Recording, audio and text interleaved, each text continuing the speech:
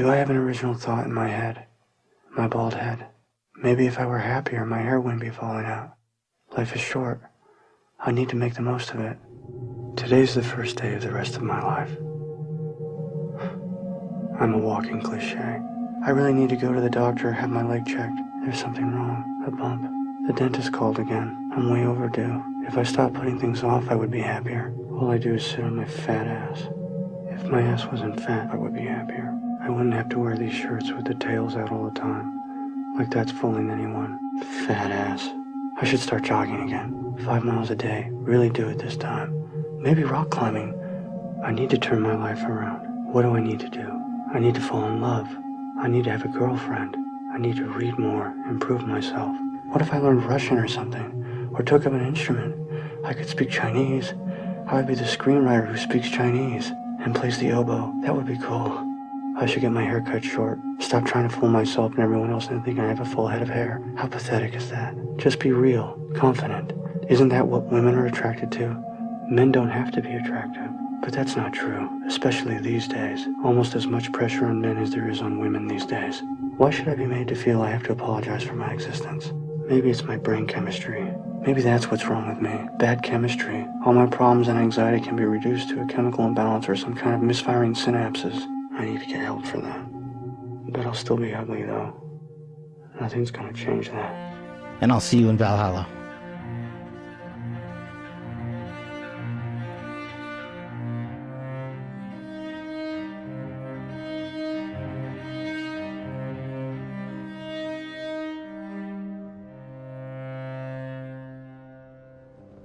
Tale told by an idiot, full of sound and fury, signifying nothing.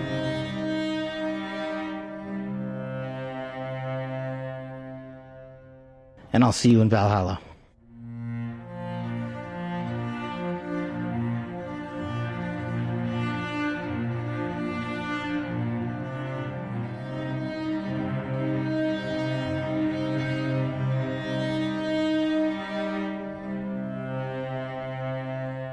Maybe if you drank bourbon with me, it would help. Maybe if you kissed me and I could taste the sting in your mouth, it would help. If you drank bourbon with me naked, if you smelled of bourbon as you fucked me, it would help. It would increase my esteem for you. If you poured bourbon onto your naked body and said to me, drink this. If you spread your legs and you had bourbon dripping from your breasts and your pussy and said, drink here, then I could fall in love with you, because then I would have a purpose to clean you up, and that would prove that I'm worth something.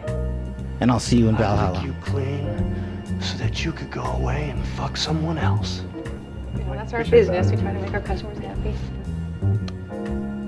Next, please.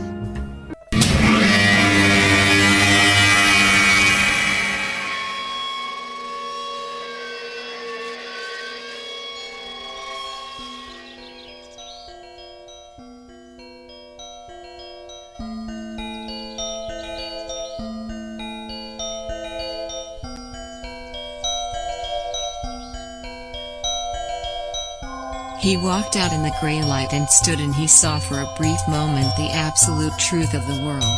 The cold, relentless circling of the intestate earth. Darkness implacable. The blind dogs of the sun in their running. The crushing black vacuum of the universe. And somewhere 200 animals trembling like ground foxes in their cover. Borrowed time and borrowed world and borrowed eyes with which to sorrow it.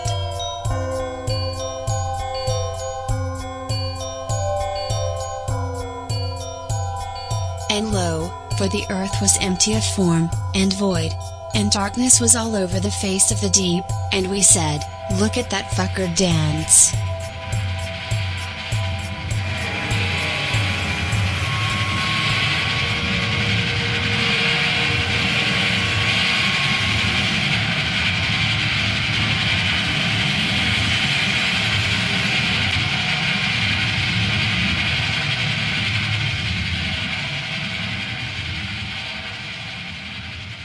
All right, welcome to Heat Death of the Universe, a podcast that is not a current events podcast, but rather an eternal recurrence events podcast. Janice face is literally in the description. It is 11:50 in the Anti-Meridium Korea Standard Time, Saturday, November 29th, year of our Lord and the Snake, 2025. You are listening to the exertions into a microphone of me, Joshua. How am I not myself? Nomen Mutatio. And while stepping away for the moment from his paleontological research in the La Brea tar pits, here is Tim Kristallnacht Pepsi Buckner. What's up? That name was a direct reference to a conversation that you and Jason had on an old episode where you went from talking about Fanta, them making Fanta so they could keep selling it in Germany, into talking about Crystal Pepsi being like a scam or whatever. And the whole time as it was going, I was like, how did they not get this joke? How did neither one of them say this? This is perfect timing. And I am always happy to be on the only podcast that is so new metal that it got a La Brea tar pits piercing. How you doing tonight, Josh? Doing well in this reverse night over here. I thought you were gonna say, because I just do remember a Kristallnacht reference back in the day. It was when KFC Germany sent out ads to whatever their mobile subscribers or something on their website or whatever, and it was like, celebrate Kristallnacht Remembrance Day with new cheesy chicken sandwich or some shit like that. That was a good one. Oh, that's pretty good. They blamed that on automation before people were even really doing much of that. Way back in 2020 or whatever. Kristallnacht Pepsi just made me think about Crystal Pepsi being one of those, like, I don't know, foremost nostalgified foodstuffs, like in the millennial podcasting realm. It's like it's like a meme-ified thing, though. You know what I mean? It's like Arby's, and you know what I mean. It's like one of these ones where like it referenced more than it was truly appreciated. You know what I mean? Oh yeah, for sure. Because it was just it was such a novelty that's just like really stuck in the minds of people that were, you know, their brains were developing at that 1993. I want to say. Sure. I wonder how much of it is naturally actually stuck in the minds versus it's like became a reference. It became a comedy point reference more than, you know what I mean? That's what I wonder too. But it also, it just seems like one of those go-to like member berries things, you know, whatever. Remember when that happened? And I was like thinking of trying to think of other examples like in the food world, like Gushers. I feel like people bring up Gushers a lot as like an example of like only 90s kids can remember, sure. Or like every other breakfast cereal. Right. Been like rewatching. Gushers feels a little bit more authentic, I think, though. Like a real memory, not manufactured in the meme factory. Yeah, not like it just became like a thing to reference. Yeah. I was like, I've been watching a shit ton of Seinfeld lately for whatever reason. Yeah. And I'm like always fixated on his just gigantic. This itself might be a fucking meme-ified nostalgia thing, but I don't even know. All the goddamn boxes of cereal that motherfucker kept in his kitchen. Yeah. It's like, I should do a count, actually. It looks like 12 at least. Yeah. That's the least realistic part of Seinfeld. People like to point to how could a kind of middling comedian afford that giant apartment in New York City or whatever, but look to the cereal. But before we really get into it... Why would... No fucking normal person has every kind of cereal on their shelf, you know what I mean? Like, that just feel like that's not. Well, what I think of every time Maybe I see it two. is like he's like a very, he's a svelte man. Like I don't care how much he likes cereal. There's no way you're Right. eating it that fast before it like starts to go bad. That's usually what Right. I'm thinking of when I Right. see it. Yeah, that definitely feels like a I don't know how to put, like a put on, you know what I mean? Like that feels like Jerry Seinfeld being like, what a goy's like, you know what I mean? Like Yeah, maybe. I think it's also just he's so boring as a person. Like, so Sure. his like traits on the show are like he likes cereal a lot and Superman. yeah, End of personality is and True, like true. 17-year-olds or whatever. yeah. That was a big part of the show. It's kind of crazy how much they talked about that. Every week there was a new 17-year-old. He was going Yeah. to a new high school. Right, picking up a new yeah. We all remember that. But the other thing about the cereal that's a little bit now. Okay, what the fuck? This motherfucker made a movie about Pop-Tarts. Right. He's into So, the breakfast how much- food stuff. Well, how much? I feel like how much are you really into cereal than if you're into Pop-Tarts that much? You know what I mean? I feel like you can't be. No one's fucking with cereal and Pop-Tarts, are they? They did make a Pop-Tart cereal at one point, though.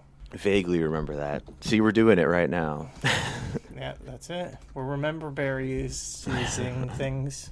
I was gonna It's crazy say how much I hear people reference that member berries thing for that being like a late era South Park episode. Like, well, people really have been rocking with South Park pretty heavy this whole fucking time. I guess not me, but other people. I mean, now because like we brought it up on the show, like naturally once, like now it just pops into my head when I think of the concept of, hey, remember this, hey, remember that. So it's like Right. easy shorthand for that style of remembering, I guess. Yeah, I've never actually seen it, so I don't even know what the fuck they really are. I remember you at least saw a still image on the I show. looked at a picture of them because we've talked about it. They look like grapes, kind of. Yeah, they just look like grapes. I'm gonna have to. I guess at some point I'm gonna have to just watch this to see what it is. It's fine. I mean, you already know what it is, but yeah, Sure. you've got the full idea of it. It's just like a bunch of voices talking about like Star Wars and Ronald Reagan and stuff. Sure. It is kind of funny for South Park to do that. I mean, I get it because it's South Park, but like, you're kind of a member. You're like because it's like making fun of nostalgia, but it's like South Park is kind of a nostalgia thing now. Like, I can't imagine kids are into it. Like, the only people who are watching it are like, remember when this show was good? Like, that's the people who are watching it. I think because from what I remember about the episode, and I only really remember it because I ended up grabbing like some clips from it because we mentioned it on that episode or something or whatever it was. I think maybe they were going specifically at like all of the maybe specifically like Star Wars dorks who are like, you're ruining my childhood type stuff. Right. Because a lot of the remember this, remember that is specifically Star Wars stuff. True. Yeah. But we do have to, or I have to rather, pay for my sins from the last episode. Gotta get the notes. An apology here. Formalized apology. The Suits sent this down. Yeah, they did. They gave me these very papers in my hand right now. So let's just get this out of the way and then move on to the show. I want to begin by sincerely addressing the concerns raised about last week's podcast episode. All one of you deserves an explanation and an apology. I understand that some of the language I used, specifically exaggerated, hyperbolic expressions of frustration, was upsetting to certain listeners. If anything I said suggested that I endorsed yelling at or harming children in real life, I wholeheartedly apologize. That is absolutely not who I am or what this show represents. My intention was to convey a heightened emotional state through clearly figurative language, the same way people commonly say they are hungry enough to eat a horse, or that they have a million things to do, or that they're drowning in paperwork.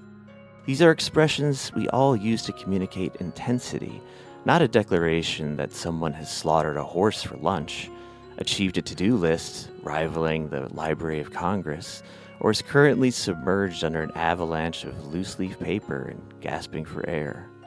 I recognize now that not everyone is comfortable with this style of communication, and I will work to be more aware of how dramatically charged phrases can land with different audiences. No children were ever in danger, and nothing I said was intended as a literal plan of action. It was, in effect, emotional shorthand, not unlike, "I could just die of embarrassment," or "This suitcase weighs a ton," or "My brain is fried," or "I'm going to lose my mind," or "If one more thing goes wrong, I'm jumping off a bridge." Historically, these utterances have not required emergency intervention or the involvement of crisis negotiators or the transit authority. That being said, I deeply appreciate the concern expressed. It's touching to know my brief, run-of-the-mill level venting about my job was interpreted with the same seriousness one might bring to a hostage note hastily scribbled under duress. Truly, the compassion is moving. In order to prevent any future confusion, I want to make a clear commitment. If I ever again use a common idiom, figure of speech, or otherwise hyperbolic expression, whether I say, "I'm buried in emails," or "My phone is blowing up," or "That meeting took years off my life," or "I'm freezing to death," or "My heart jumped out of my chest," or any other widely recognized non-literal phrase, I will take the time to explicitly clarify, on air and in detail, that I am not in physical peril, my vital organs remain within my body, my natural lifespan has not been shortened by corporate scheduling, and no domesticated animals have been consumed in a fit of hunger. I'll make sure listeners are keenly aware that every metaphorical statement is in fact metaphorical. I would never want anyone to picture me frantically clawing my way out of paperwork rubble, fighting for oxygen, or attempting to wrangle a 2,000-pound suitcase up a flight of stairs. Thank you to the many listeners who continue to engage with the show with understanding, nuance, and at least passing familiarity with figurative language. All right, and now, to paraphrase the great Alex Jones, we'll be better tomorrow. Mm-hmm. So now what do we do? Rank snack foods only 90s kids will be able to rank? Yeah. Let's, That's, I mean, obviously you mentioned Gushers earlier. I think Gushers are overrated if you ask me. Let's, I don't know. Let's play some games. What do we got? Let's turn this into a Dungeons and Dragons podcast. Does that sound fun? We can do role playing. Cast the die, yes. Yeah. I mean, I think a lot of the podcasts right around this time are probably discussing like the latest. At like this very moment, the latest high-profile act of gun violence gripping the nation, right? Oh, is there a new one? Yeah, I mean, I don't know. When did that happen? I don't know. I don't even know what you're talking about.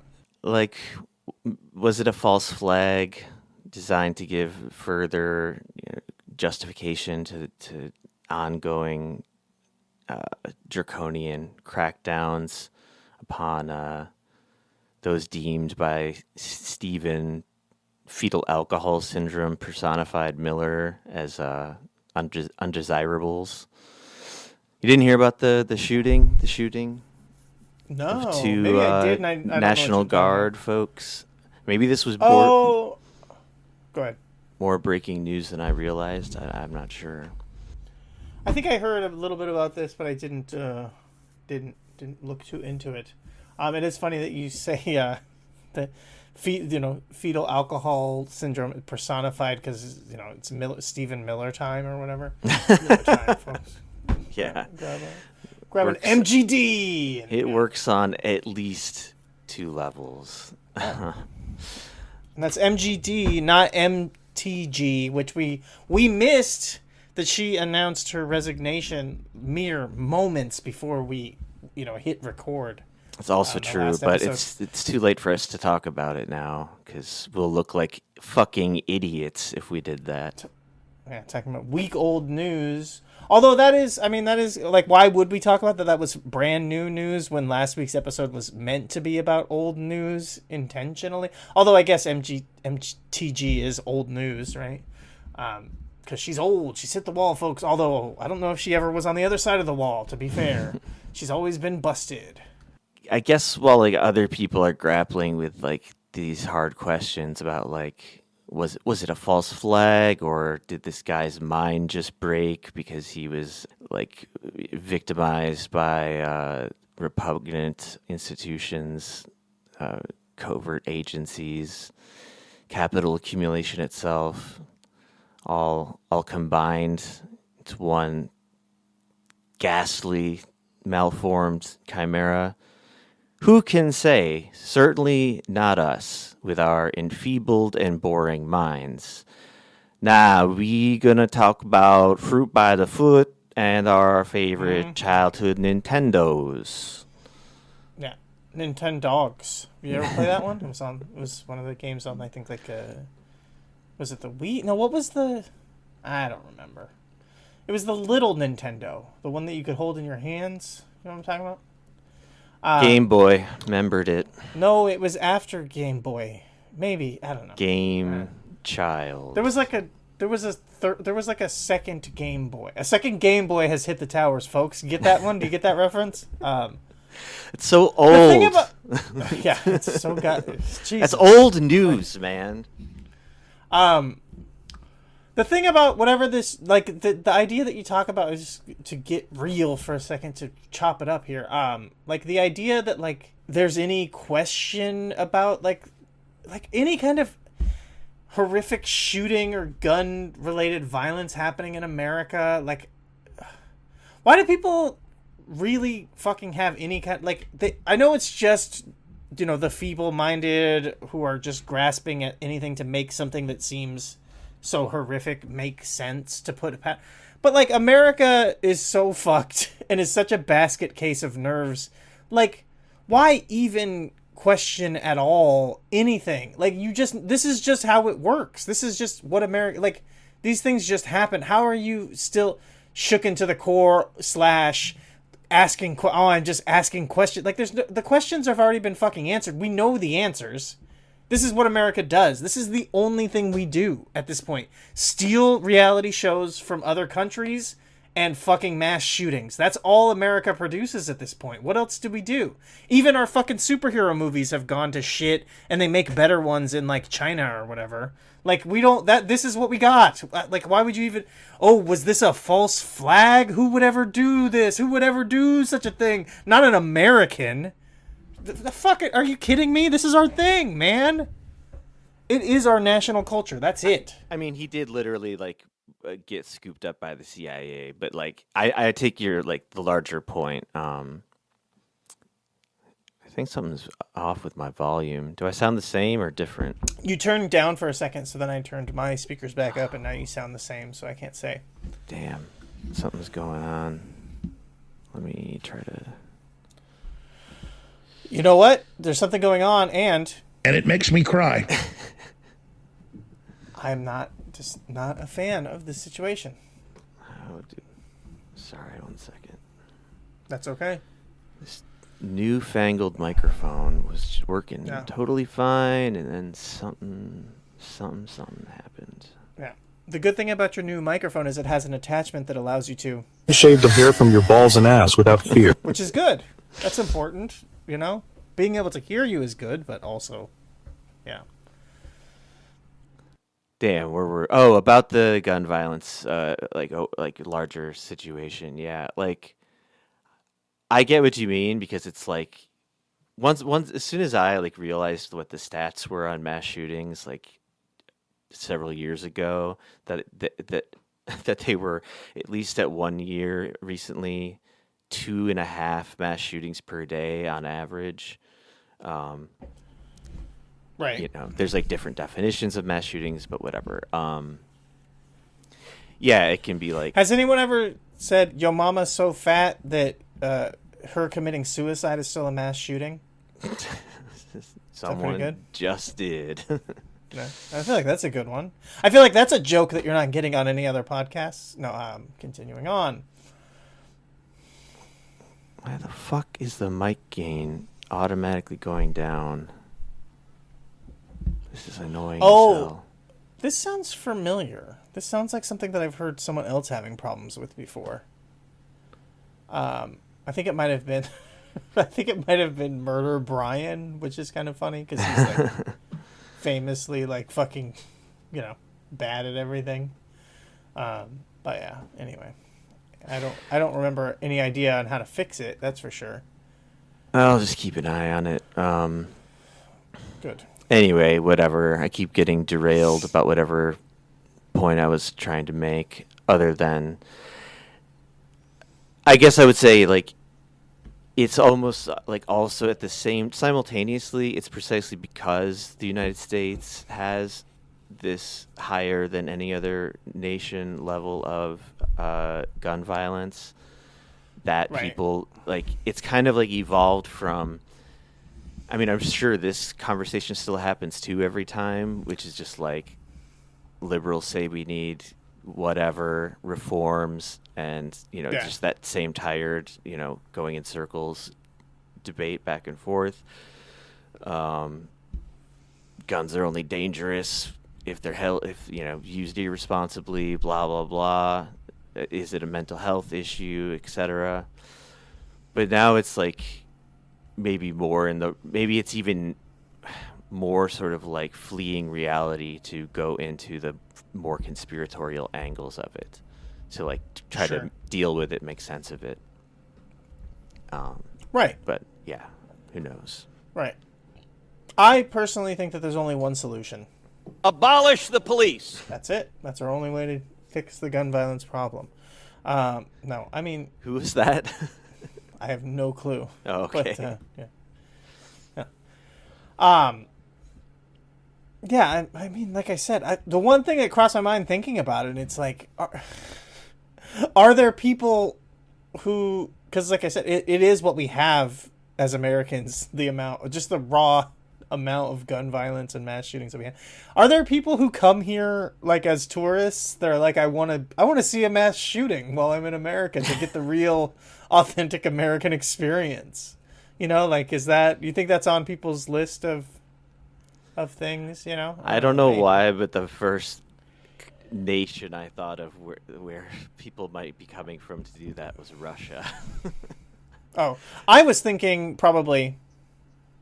Generally speaking, Chinese people look Chinese here too, because they have a more cold concept of life. The value of life.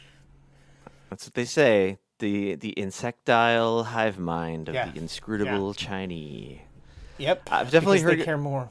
I've definitely heard Korean people tell me that they're like afraid to go to like certain bigger cities in America. Oh, I thought you were going to say they were afraid of Chinese people. Oh, probably that. It's probably that too. That's more just more of a hatred, a fear turned into hatred. Right. Generalizing a lot, of course. Although I've seen a lot of interesting public displays here that are like, you always know they get so obviously the AstroTurf stuff because like the signs are all in English. It's like CCP out, CCP fake news. It's like all this Trumpian language against China. Well, I did just happen to find a document of notes that we can maybe get into, see what we can talk about here. The fucking gain thing on the mic is driving me crazy. Yeah. I like turn it up and it goes right back down. It's fucking pissing me off. That's very obnoxious. But for me, when I see the notes, and it makes me cry to even look at them. That's how I feel. Sorry, Alex / Tim. Sorry. Breaking news. The true breaking news. Nothing about false flags and gun violence. AI slop is Macquarie's, I believe that's how you pronounce this thing, 2025 word of the year. I applaud the choice, but was bored by the short list, says author. Who is not named and is probably ChatGPT. I thought that for a second, and then I found the author. But anyway. I mean, I have no proof that this is a real person. Yeah, Rosalind Peatland. That sounds like a made-up name for sure. That doesn't sound like a real person. So-called... Oh, she's at University of Queensland? I don't know. Sounds fake. So yes, AI slop has become word of the year for this dictionary, where I found out, I guess that all dictionaries like to do this, and some people get really into it. It's a fun time. I just thought we could go through a couple of the things here. I'm just finding out that there's more than one dictionary, and it's kind of pissing me off. It sucks to be like I'm the number 2/3 brand dictionary, and we're like clinging towards relevancy. Like, just give it up, man. You know what? I shouldn't say that, because I hate that there's only like Coca-Cola and Pepsi, right? You know, that whole thing. You want there to be a diversity of options or whatever. But yeah, anyway. I think that this is fucking stupid. AI slop being the word of the year is kind of dumb. I think there's a lot better, like, I guess, words that could encapsulate the year better. But also, I mean, maybe it's right. Maybe it is right, because this year has been all about AI and how the bubble is supposedly going to burst, according to other people, right? You know, I've heard that. I've heard the AI bubble is going to burst for some reason. Yeah. But that's all I know. Nothing else. Yeah. Yes, we can also look at some of the short list words or whatever and see if they better encapsulate the year. I think, unfortunately, AI slop is not necessarily a bad choice, although I do take issue with the fact that it's being called a word, since it's not a singular word. But I know, they're playing a little fast and loose with that. Oh god, this is so Australian. Skipping some of the Australian. So one of the runners up, I guess, was blandification. Oh, fuck this. No. Because that's not this feels like some real, like, again, this is like RC Cola level whatever, cuz like that's in shitification, which is more like, you know, the word of the year or whatever, right? This is like, feels like you're trying to be like, we've got our own version of that at home or whatever, right? You know what I mean? Yeah, the writer says that they thought they'd coined the word blandification for some reason, but then they said they looked it up in the Oxford English Dictionary, and it's been there since 1969. Ooh, you don't want to be the number 3 brand dictionary, and you're referencing that you looked it up in the number 1 brand. You know what I mean? You don't want to, that you really come off fucking fourth rate when you're doing that shit. So I wasn't sure about this word here at this dictionary, so I looked in the real dictionary. Like, right. When you have to say it that way, like, I looked it up in the actual dictionary that everyone knows and respects. Yeah. It's got to be hard being in the dictionary game, I imagine. It seems kind of futile or something, if Absolutely. you ask me. Because it's like, you know, the thing, what do they call it? Like brand, god damn it, brandification. No, there's another word for this. But you know what I mean? It's like the where you say Band-Aid and it's like that's the brand name, but that's not actually what the, you know what I'm talking about? Yeah. I can't think of the word. I don't remember the term. There's a term for this. Anyways, like that's fine for Band-Aids, right? Because like you just make adhesive medical strips and like you make your money because you sell them because people want them and it's functional and who cares what they call them. But like dictionary, kind of like the brand name is like the whole game. You know what I mean? When you do something like that, like it's not like, it's okay that people think that we're the other one or whatever. Like you're not really selling anything. Like the prestige of your name being synonymous with like, you can trust us to know about words or whatever is like more important than the product that you produce. Yeah, and I mean, you could like you could easily see that like it's all going the way of the dodo.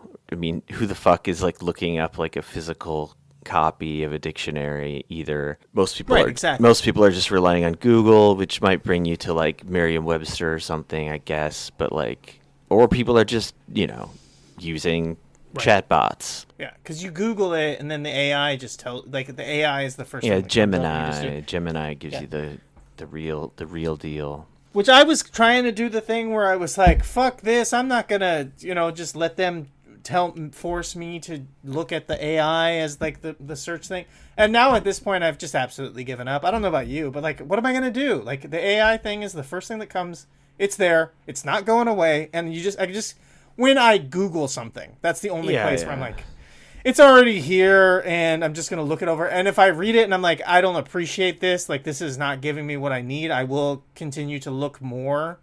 But I'm not doing the, like, I just completely disregard it thing now that I was, like, when I was trying to be tough early on and fight it. It's just like, yeah, what are you going to do? It's more just like an automatic, I start reading it, and then I realize I'm reading it. And depending on, like, what the information is I'm trying to get, how important it is, like how, I don't know, up in the air it could be, whatever. If it's something more serious, if I'm like searching something about like health conditions or something, I'm not gonna fucking read what Gemini has to say. I'll skip that. But if it's like, what does this word mean or something, like maybe I would just rely on that and not scroll down even further.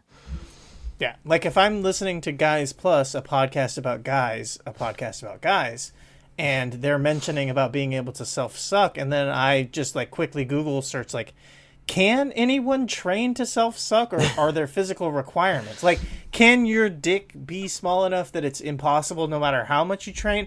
I'll just take the AI results, you know what I mean? Like, I'll just search that real quick, and then whatever the AI says is fine. I don't need deeper research. I'm just wondering real quick, Well, that kind of question you're gonna want a good chat bot that tells you what you want to hear, exactly, like a chat GPT and whatnot. It says, no, believe it, King. You can make it. You'll make it there.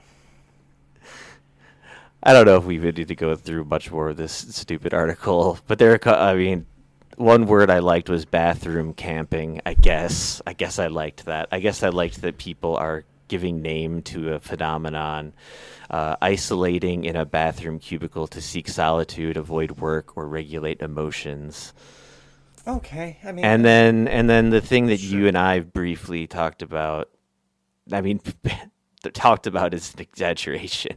Like, mentioned that it exists is this 6'7" thing that's sweeping the globe. I was going to say the nation, but.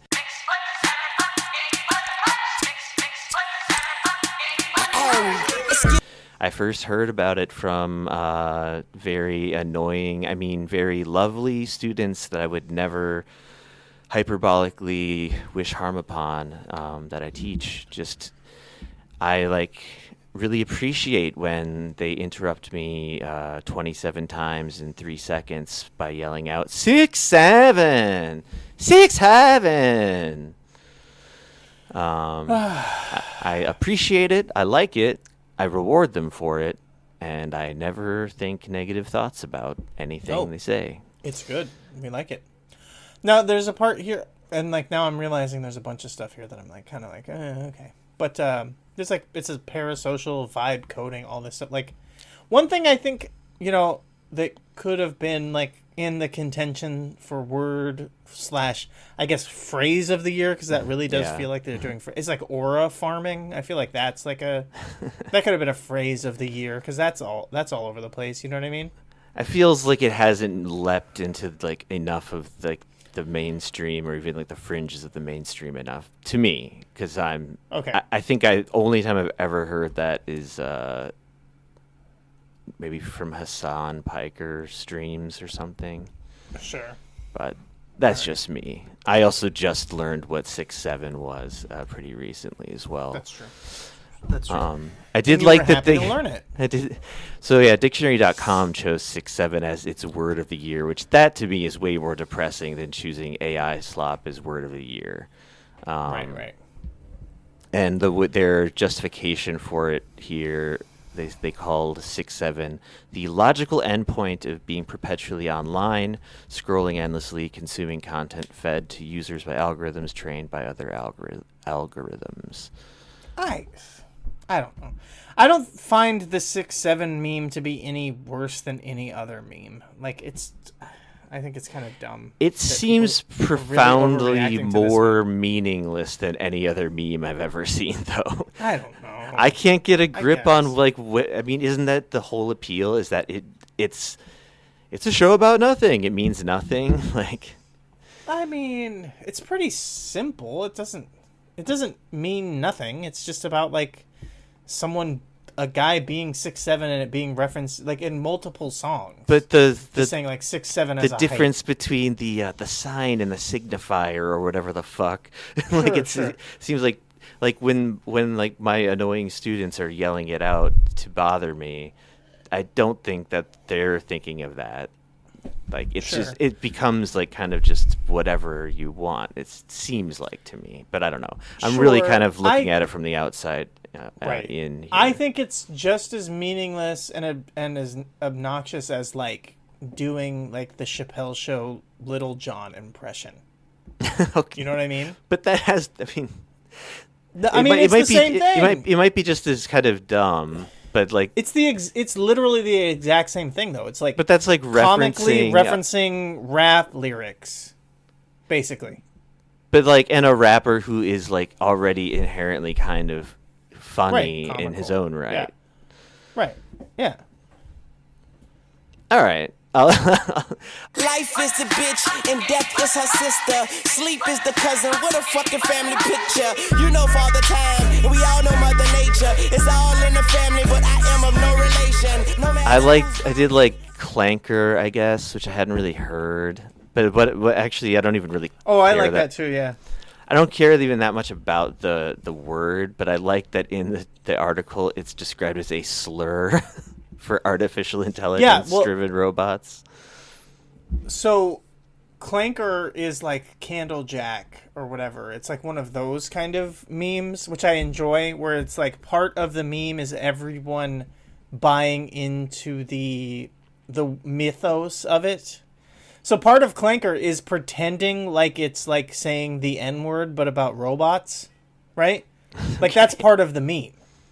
Even though it's not, you know, like, because robots aren't going to get offended, but it's like acting as if it is. That's like, I think that's part of what makes it funny. So I do like Clanker as well. It's got that hard R. Yeah, exactly. Yeah, vibe coding, whatever. Let's move. I don't know. I'm ready to move on past this. Fuck this. Who cares? This shit sucks. Sam Altman being very cool as usual. Yeah. OpenAI is being sued by various parents of various dead teens who committed suicide. However you want to conceive of it, at the behest of a chatbot. Right. And they're going into the technical language of the terms of use, which is that users must comply, blah, blah, blah, which prohibit the use of using ChatGPT for suicide or self-harm. Well, then, okay, they're off the hook, right? I mean, it says right in there in the thing, don't use this to kill yourself. I mean, fuck, you know? How can you argue with that? I mean, the real simple fact, as far as I conceive of it with my tiny pea brain, unfunny brain, is that they could easily make it so any real mentions of suicide beyond like using it in the context of like any questions about should I or anyone else commit suicide, automatically you just get served up like, you know, here's the suicide hotline. Here are various ways you can like reach out to other people, etc. You can imagine a really simple way. Sure. To even I was thinking about going the other way. It was even like just as a way of covering it, their asses, but yeah. Right. I was thinking about going the other way, and it's like if you mention it, they're like, "Here's an Elliott Smith playlist. Check it out." Right. I mean, honestly, that would be better than what this. I mean, there's several cases of this. At least one that I read about, I know like gave step by step-by-step instructions on like how to construct the noose, when to go about committing suicide as to not like be found like immediately by a family member, things like that. So like serving up some Elliott Smith would be infinitely better than whatever the fuck it's actually doing. Right. Yeah, I mean, this is just another case of just like, you know, it wasn't as if Smarter Child wasn't telling me that I should go kill myself, but I guess I'm just built different. I didn't fucking do it, you know? Like, these kids are just weak now, you know? I mean, I hate to say it was better in my day, but we were made of a little bit, you know, tougher stock, and I personally, you know, I know that it's probably not the best for social reproduction or whatever, but these Zoomers kind of, I mean, we all can agree they kind of suck, right? Like, we could just scratch this one, and we'll start over with the next generation. Like, it's just, you know, whatever, it's fine. It's not a big deal if a couple of them bump themselves off because the computer told them to. Like, is that the end of the world? Really? What were they going to do anyways? Most of them are just going to fucking jack off. Like, they're not going to do anything with their lives anyways. Like, who cares? You have a nuanced approach towards morality. Yeah. You know, fuck it. Commit suicide? I'm kind or would of, you rather you know, have them jacking off? Huh? That's all they're gonna do. I mean, I kind of have I have a little bit more of a you know, a Chinese. A lot of people have said I have like a little bit more of a Chinese style perspective on things. You know, it's just like, what are they really but a blink of an eye in the, you know, in the long bend of history? There's a couple fucking dumbass broccoli-headed Zoomers killed themselves because a computer told them to. Do I really care? What else were they going to do? Otherwise, if they don't do this, they're going to go fucking shoot, you know, I don't know. Charlie Kirk's already dead. Which one's next? Steven Crowder or whatever? They're going to... Maybe one of them... Maybe the guy who kills himself because of the internet, he would have shot that Andrew guy from Channel 5 or whatever that's like kind of cool. You know what I mean? I don't want that. I don't want Josh Citronella from the Doom Scroll podcast getting killed instead of this dumbass just killing themselves because their robot friend told them to. Right? Am I wrong? I'm already looking forward to next week's apology letter. Yeah, exactly. Yeah, I mean, we were built different, though. I'll concede. Like, my Teddy Ruxpin self-harm cassette tapes, it was a way of getting thicker skin, you know? It was a challenge, but, you know, trial by fire. They told me that I shouldn't put the subliminal verses in Monster Farm, but I did. And the thing that came out of it was abhorrent, but I didn't fucking gouge my eyes out. That is a reference for maybe 5 people, I think, will get that one. So, hey, you know, if you want to hear jokes that you're not going to hear anybody else, write in. Tell us if you got it. Yeah. How device hoarding, this was one of my favorite headlines of the week. I couldn't read this one. The headline made me so mad. Explain what's going on here. How device hoarding by Americans is costing economy. Now, this was I don't know what the term is for this phenomenon either, but like when the search engine titles differ from the titles once you actually open up the article, you know what I mean? Is there a word for that? I believe that is called... It's such an old-fashioned term, but a beautiful term, groceries. I believe that's what it's called. That's true, Mr. President. Thank you. It was on the tip of my tongue. Thank you. Oh. So yeah, when you click on the article, then it sort of softens it, I guess, but not really. I mean, it really is the same meaning. Listen, anytime I click on an article and I see a bunch of words, I'm going to tell you right now, it definitely gets soft.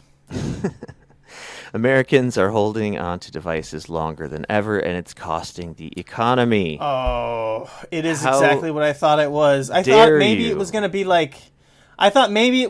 like the people who have a ton of old iPhones in their drawer, they should be selling them to those robots in the mall that like take your old phone and then sell it to some, you know, third world moron who can't get a fucking real job. You know, like some Bangladeshi fucking mongoloid that can't figure out how to fucking get the newest iPhone. They got to get your but it's even worse. It's the worst version of this that I thought it was going to be, which is saying like, you should be buying new shit, Americans. Why are you keeping your old phone? It's meant to break. Why are you dealing with how slow and shitty it is? We put those bugs in there to make it so you had to get a new one every fucking 3 years. Why are you just accepting it? And it's like, well, the reason why we're just accepting it is because of, like I was saying earlier, in shitification. You guys have made everything so shitty that Americans are like, yeah, my phone's shitty. That's just, everything is shitty. That's normal. You know what it is? Everything being shitty. It's the inshitification of inshitification, because I was going to say who's really dropped the ball are the people behind planned obsolescence.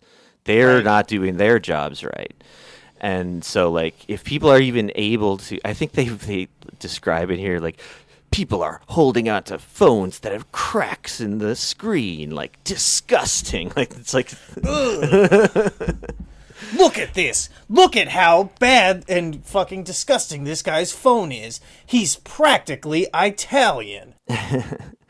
They, like, further down in the article, they do kind of try to, like, sort of give individual human beings a break, sort of, and shift it over a little bit more to, like, corporations and, like, the equipment that they're buying. But then they excuse them because they're like, oh, like, technology is just advancing so quickly that people, they can't even keep up. Like, by the time they vet all this equipment, it's outdated or already or whatever. Right. I can't get over this. The picture of this old man, it's very, like, Temu style Bryan Cranston. Oh, Do you see that? Doesn't it? It's very knockoff Cranston there. Yeah. Just staring at his obsolete phone, looking like a bitch. Like, I know. This guy sucks. It's kind of funny because, yeah, you're talking about, like, that they try to give it a little bit to corporations, but then they're like, damn, by the time they even fucking figure out this bullshit, if you're a big enough corporation, it's almost like you fucking shouldn't exist at such a large scale because it's hard for you to keep up with anything. Because by the time you, like, change everything in your fucking fleet, it's like obsolete and you have to start over again from the beginning, blah, blah, blah, whatever. It is kind of funny because it does play into something that I thought about, mentioning or whatever, but we kind of were just, like, speeding through things last week on the episode. When it does come to the, like, all of these, I was going to stop myself from doing more filler noises for a moment there, and I was like, what does it matter? These companies that what they do is they use computing power through these chips. They're like NVIDIA chips primarily that are able to...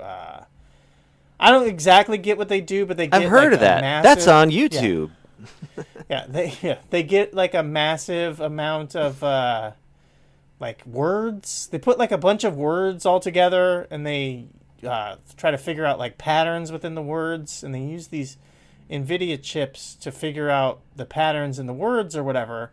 And part of the problem with the companies that build themselves around these is that on their books, they consider these chips as, like, assets to the companies when they build them out. So they build out this company and they look at all the words and they use all these computers to figure out how to make the words do patterns or whatever. And they have, like, hundreds of thousands of dollars of these NVIDIA chips as, like, part of the company because they need them to do this. And they write that down as, like, these are assets that this company has, so this is part of the value of the company. So, like, to make this company seem valuable, they have this commodity listed as, like, something that they own. But within, like, 3 to 5 years, those chips are absolutely valueless because they keep getting fucking just absolutely mogged by new chips being much better and faster at computing.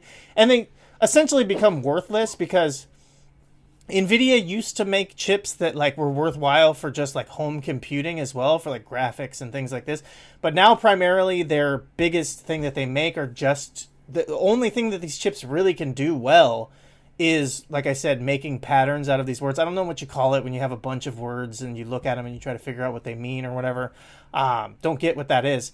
But these chips can't really do jack shit otherwise, and when they're worthless in 3 to 5 years, they have zero value. But these giant companies that place their value in the stock market and investors, part of it is like, well, we've got this. If this technology with the word thing doesn't work out, at least we still got all these chips, like we actually own them. Like the other stuff we're doing is ethereal and it's only on the internet and it's not real and has no value and is worthless and is actually destroying the environment by wasting water and all this other stuff.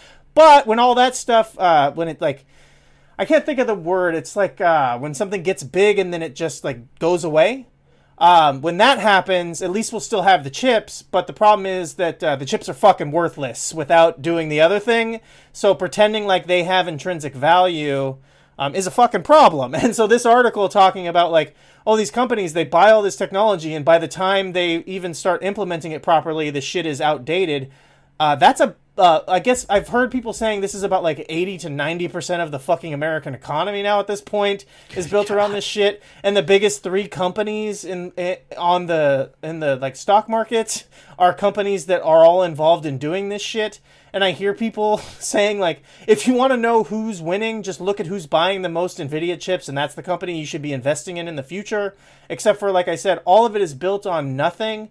And at some point, the bubble's going to burst, you fucking morons. And you have no value and nothing to it because even the thing that you're pretending like has intrinsic value becomes worthless in 3 to 5 years and you can't do jack shit with it afterwards.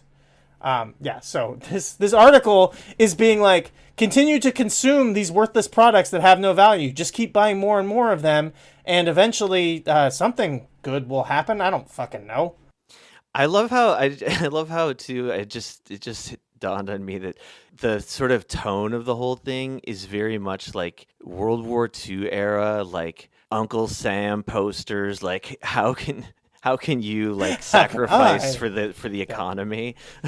Except It's like you don't have to really sacrifice, just go further into debt, get more credit cards, buy the new thing.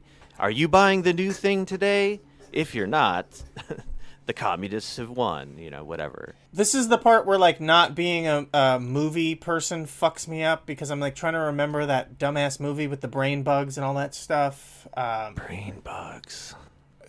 And it's, like, it's the parody that everyone says is, like, they make it look so cool that, like, people think that the fascism is Starship cool. Troopers, yeah. Starship Troopers, yeah. This is like if Starship Troopers was like, yeah, like, you should buy more treats. I'm doing my part, yeah. I'm doing my part. I'm on DoorDash. Like, that's what's actually happening. It's fucking sad. I wish that we were cool enough to be taking fucking co-ed showers with Denise Richards or whatever. But instead, this is what we're doing. We're ordering DoorDash and we're gooning until ChatGPT tells us to kill ourselves. I'm doing my part. I'm doing my part. I'm doing my part. I'm doing my part too. That's what's happening instead of, at least if we were killing those fucking bug aliens, we would be like we might see a boob, Well, you can watch that scene on your brand new iPhone 17 if you're doing your part and buying the new shit when it's new, as soon as it's new, is basically what this whole article is saying. Okay, whoever's talking here adds that when people hold on to their phones or laptops for 5 or 6 years, the repair and refurbishment market becomes an active part of the economy. But right now, in both European, American, and global markets, too much of that happens in the shadows. The idea that like someone's getting their laptop refurbished by some guy on Craigslist is like this deep, dark evil in the shadows. And then it goes on to say like it's unregulated, underreported, and underutilized. Yeah, if governments and big tech supported refurbishment properly, aging devices would become part of a sustainable circular economy, blah, blah, blah. I guess that's kind of true to some extent. But that's like, but why would the government ever fucking do that? Well, and here's the thing, like there's right to repair laws that have been passed. This is like a Nader thing, so obviously I'm fucking into it. He like talks about this, especially here in like Southern California. We have multiple versions of these. There's like Repair Cafe, there's the Fix-It Clinic. These are like things that they're not like, they're pretty regular and they're scheduled like pretty regularly. You look into them and stuff, but it's like events where you go to places where people who know how to fix things show other people how to fix things. So instead of this idea that like they're saying in this article, like, oh, if you weren't holding on to your bullshit device, you could be selling it to this other person who's then going to fix it and then sell it to somebody else. It's like, well, no, why can't I take this shit into my own hands? Because there are, like I said, I know that it's in Southern California, and a lot of times things like this exist, and then I assume that you can find them where you are, and maybe you can't. Maybe this is like a Southern California only thing, like a Los Angeles only thing. But I would assume that there's places that do things like this as well in other fucking, in other states, in other countries, whatever, where you can go and you can like learn how to fix your own thing so that you don't need to buy a new thing. But again, like that is not how this economy works now.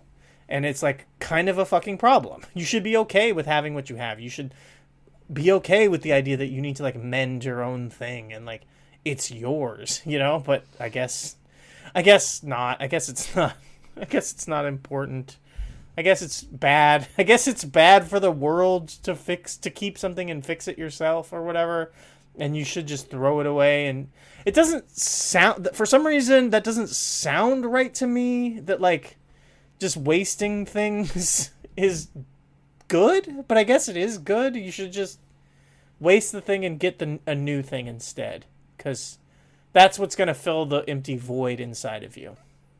I mean, you've got to do your part to keep the Great Pacific Garbage Patch healthy and plump and robust.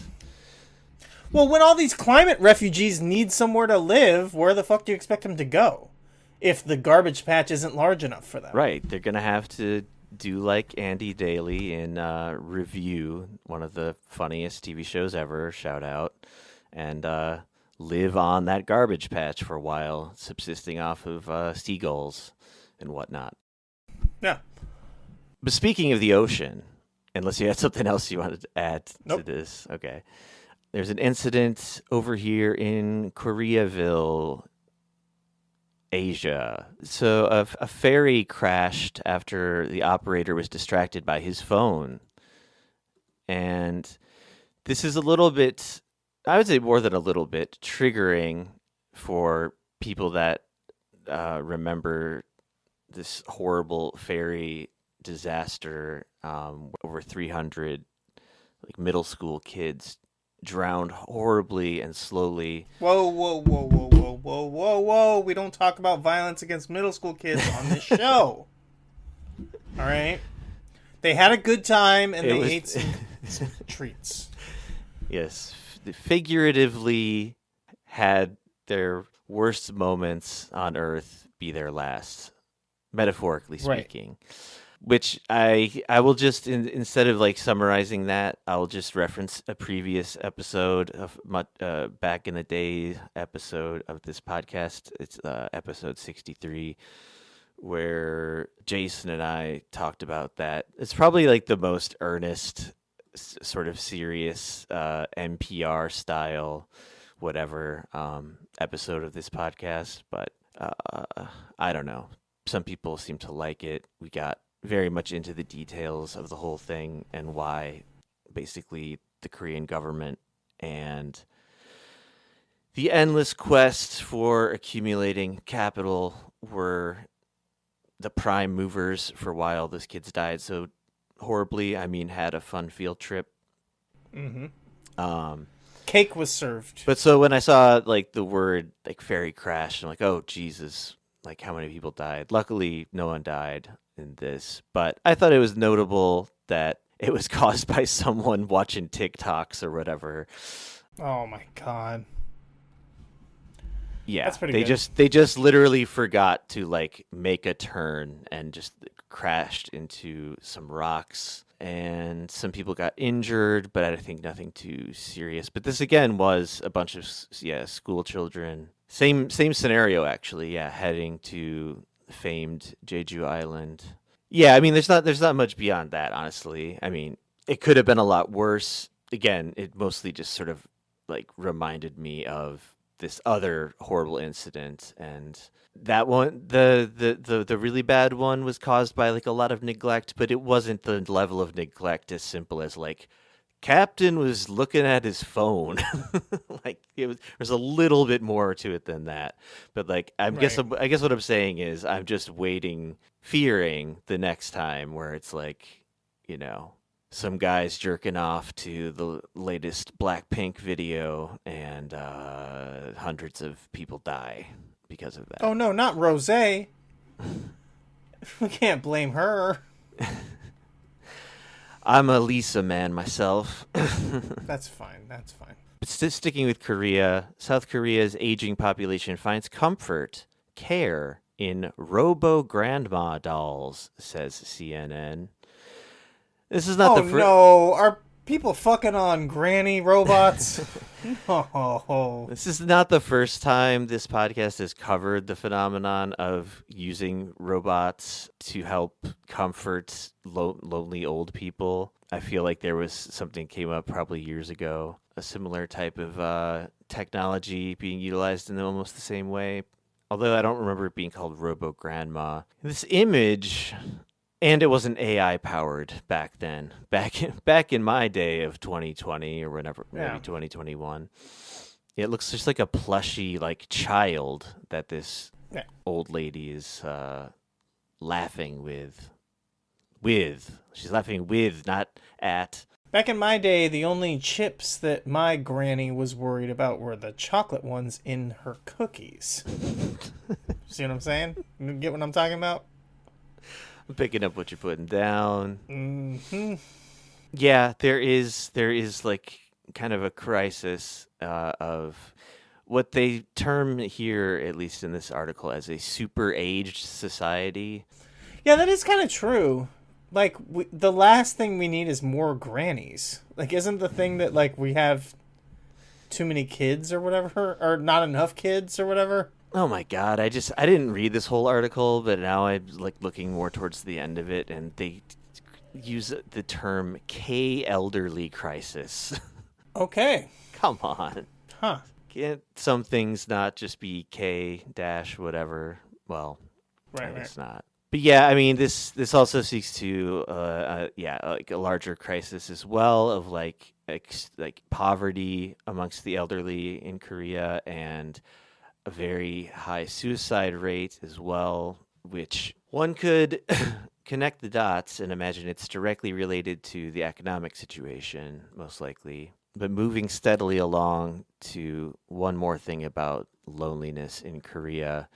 South Korea eatery criticized for refusing solo diners amid population decline. Oh, quote, I saw this. We don't serve loneliness. Yeah. I really kind of wish that they had like a picture of the sign in Korean or had written it in Korean, because just the grammar, the specific wordage of we don't serve loneliness, not like lonely people or no individual diners.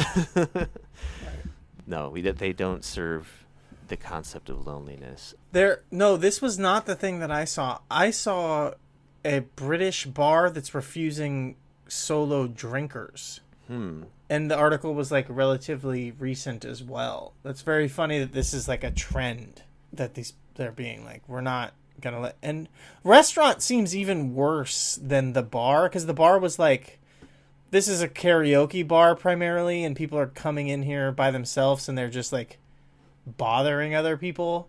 Like a restaurant, it's like, I don't know, people come in and they just need to eat, man. Like, why can't I just come in and eat by myself? I swear to God, I'm not a single guy trying to go into the swingers club and pretending like my wife is dead or whatever. Like, I just want to have lunch. I think in the case of this place in Korea, because I've definitely there. I don't want to give the wrong impression and say like every restaurant does this and denies like individuals, but there definitely are places that like, and it says here in the article that they'll allow individual diners. I'll just read it. It says it told individual diners they could either, quote, pay for 2 servings, eat 2 servings, call a friend or come back with your wife next time. So like it more just comes down to like they feel like if one person is sitting at a table and there's kind of limited space in the restaurant, that like a group of people or a couple or whatever could use that table instead. It becomes just a matter of, I'm not saying that makes it necessarily right, but they're not like judging the person like on like a moral level of like, you lonely fuck. It's more like we could get double the money if we don't let you sit here. But then it's also kind of like, could you? It depends on the restaurant, right? Right. How busy it is. Depends on how busy you are. I get that idea. But also, like, this is, like, a problem that was, like, majorly solved in America decades ago with the bar top. It's a very simple, elegant solution for this problem. You know what I mean? Yeah. Like, solo diners can sit at the bar top. Multiple people can sit along the bar with them. And then the tables can be reserved for, like... Yeah, you can say, oh, okay, if you want to sit at a table, it's like a minimum 2 top. Like, this shit is not, like, hard to fucking handle. I don't know. That's very... It's an odd choice. And as you said, it's like... It's also an odd choice if it's like you're not in a situation where you're already, like, turning people away at the door. Like, you're so busy that you know what I mean? Like, that's the only situation where this would make sense. It becomes, like, wishful thinking of just, like, well... 2 people might come in any second now, basically. Yeah. Are the 2 people in the room with us? That's the. And of course, like this article, like goes into like this was heated. There was a heated discussion online about this. But yeah, I just thought it was kind of a little bit of an unusual thing. Most people probably haven't really even considered. And I will say there are places in Korea that like specifically. They don't have like the bar top idea, but like I don't know, like I can picture at least like a specific like ramen place I've been to that has like these like individual little like booths. It also just reminded me of there's a thing called Black Day in Korea, which is on Valentine's Day, where people who are single like will wear. I mean, I don't know how truly widespread this is. I don't think I've ever actually seen it in real life, but I've read about it. It has a Wikipedia page, so it must be totally real. I mean, it is a real thing, but yeah, you like wear all black and you eat black bean noodles, black bean sauce noodles, and it sounds pretty cool. Some people have described it as like, oh, people are like commiserating, or they'll actually just spend time with friends and family. But it's like, well, then why do you need to like point out that you're single? Like, what? It seems like you're. I mean, I guess it could be a way of maybe meeting other single people on that one day a year. It seems a bit like incel behavior, but what do I know? It also like okay. I think some people maybe kind of have fun with it. I think like truly like I don't think you'd find the incel types actually going out and doing that. But I hear what you're saying. But also like, okay, what happens when this, Korean eatery sends away the solo diner and then they go home and kill themselves from loneliness? Like, do they get sued like the AI company? Because they caused it just as much as the fucking robot telling you to do it. You know what I mean? I was going to say doubtful, but then I remembered like how kind of fast and loose some of the like, I want to say libel laws and various like defamation laws are in Korea. So maybe. Yeah. And then I was also going to just mention that this particular eatery is in this like small town that I've enjoyed visiting. That's on the southern coast of the country called Yasu. And I had 2 very fond band-related experiences down there where we got paid a pretty decent amount of money to play on like a boardwalk type place, like just right on the water for just passersby. And I was like, this doesn't fit our kind of music, but all right.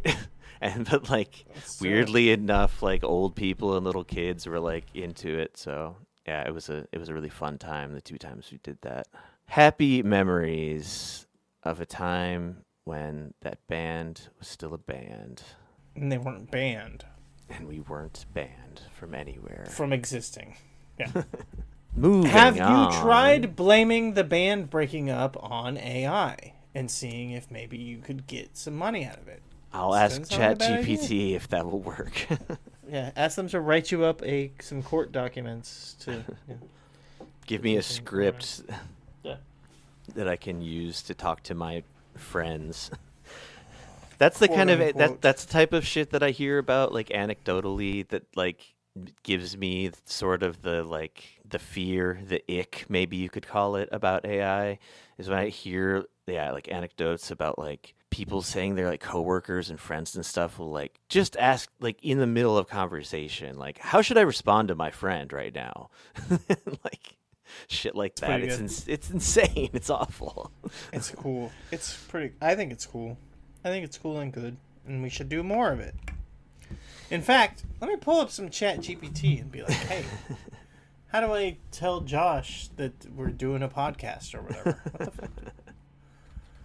Oh, I've only got the free version. I can only ask. We probably won't be able to do our normal length of podcast if I start doing this, because I've got like the free thing and it cuts it off pretty quick. I did actually. I really actively. I don't even want to say actively. It's just in my habit right now to not use AI basically ever. But the other day, like a week ago, I tied one on, and I like got really combative with AI and felt very like, as I was doing it, I was like, this is so stupid. I'm just like talking to myself. But I was just like, I was basically like asking it questions about itself and like its usefulness and its whatever, blah, blah, blah. And trying to get it to admit that it's fucked up, basically. But whatever. There are worse things I could have done while as drunk as I was then. So that's true. How much McDonald's did you order, that night on DoorDash or whatever? Impossible to do where I am right now. Good. That's much better. All right. Now, this is what I was going to ask ChatGPT like a bunch of stuff, but I'm going to ask it the most important question that has come up in the history of this podcast. All right. Did Elliott Smith kill himself, or was it actually his bitch girlfriend? This has been, I think, the most divisive question that we've ever asked on the podcast. Perhaps. And we will see what ChatGPT says. I mean, what it's going to say. Surrounded by uncertainty. It's just going to give There's you no both confirmed sides. evidence that his girlfriend killed him.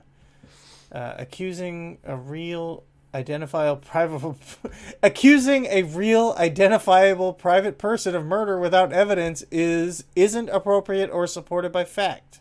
All right, fine, ChatGPT. I see that you're hedging your bets. It's giving you the business like I got for saying I wanted to yell at kids. Yeah, right. This is fucking bullshit.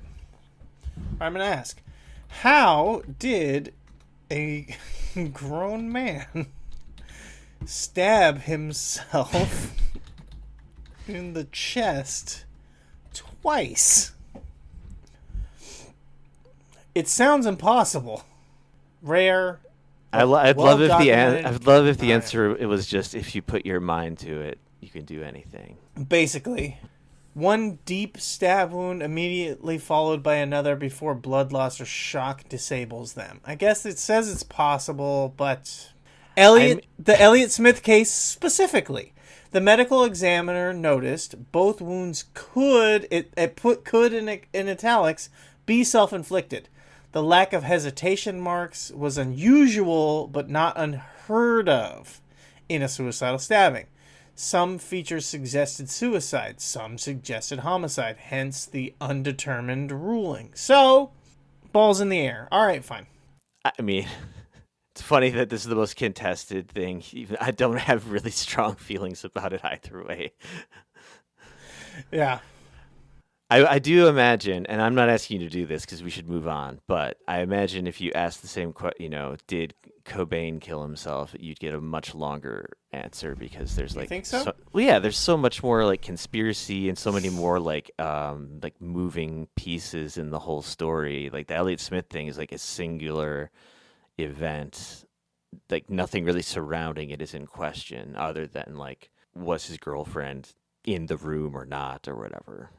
But we should move on so we can shout out our friend Alex Worldwide Keller, which is the main reason. I did ask it. I said, did Kurt Cobain kill himself, or was it his beautiful artistic wife, Courtney Hole? Yeah. Anyways, nice. What's up with old Worldwide Keller? Well, number one, this stupid tweet I think got a little bit attention on Twitter, but then I think probably just because I follow Alex, his response to it is the first thing I see when I open it up, and I thought it was I like it funny. A lot. So some idiot Zionist named Adam Lewis Klein wrote this fucking jibber jabber like. Whatever you want.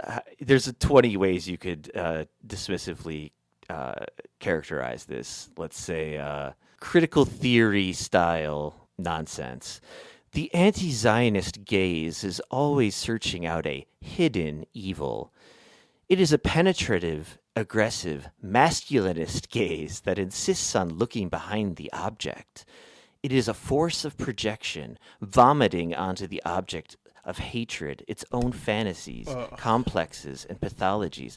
How can something be, whatever, penetrative and a force of projection? Anyway, the hidden evil... Listen, you just don't understand how to bottom from the top. Fair. The hidden evil, the satanic intention, the, quote, genocidal intent, is the object the anti-Zionist yearns for.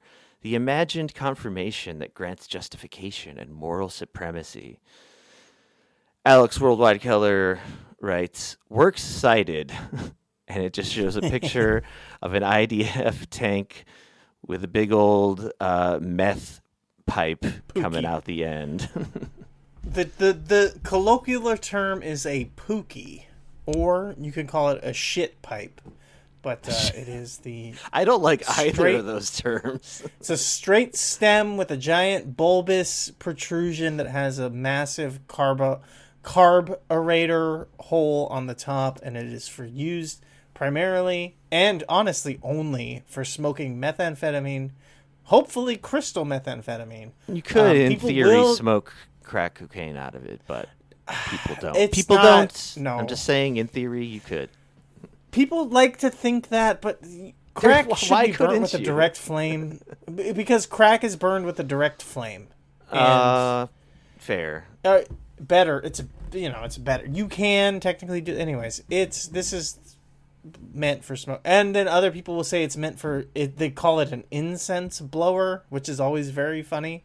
The idea is that you put like an incense beads in the bottom, you heat them up, and you blow into the stem to then put the smoke out into the room or whatever. No one that is absolute fucking dog shit thing. Yeah. Anyways, I've often go ahead. You could smoke heroin out of that too. I'm just saying.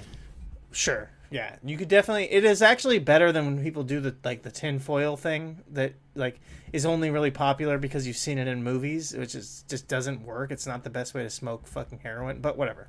That's not the point. We're not here to tell people how to smoke heroin. If you Ask want the tips, the best way that Kurt Cobain smoked heroin. Yeah.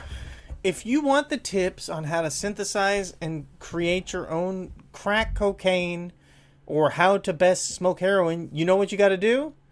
Join the Discord. Link in the bio. That's where you get the information. You're not going to get that here on the podcast. All right. Arts and entertainment. Amy Schumer is developing... I thought the arts and entertainment was the Elliott Smith and Kurt Cobain talk. What the hell? Well, that was the amuse-bouche. Fair.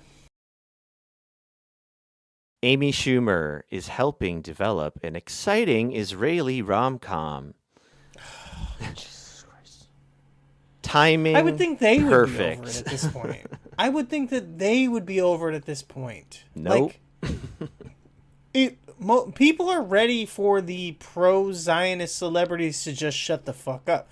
You know what I mean? Like, I think most mainstream people would be pretty fine with, like, we'll get over it if the pro-Zionist celebrities would just shut the fuck up about Israel, and we'll go back to pretending like you don't tacitly support genocide.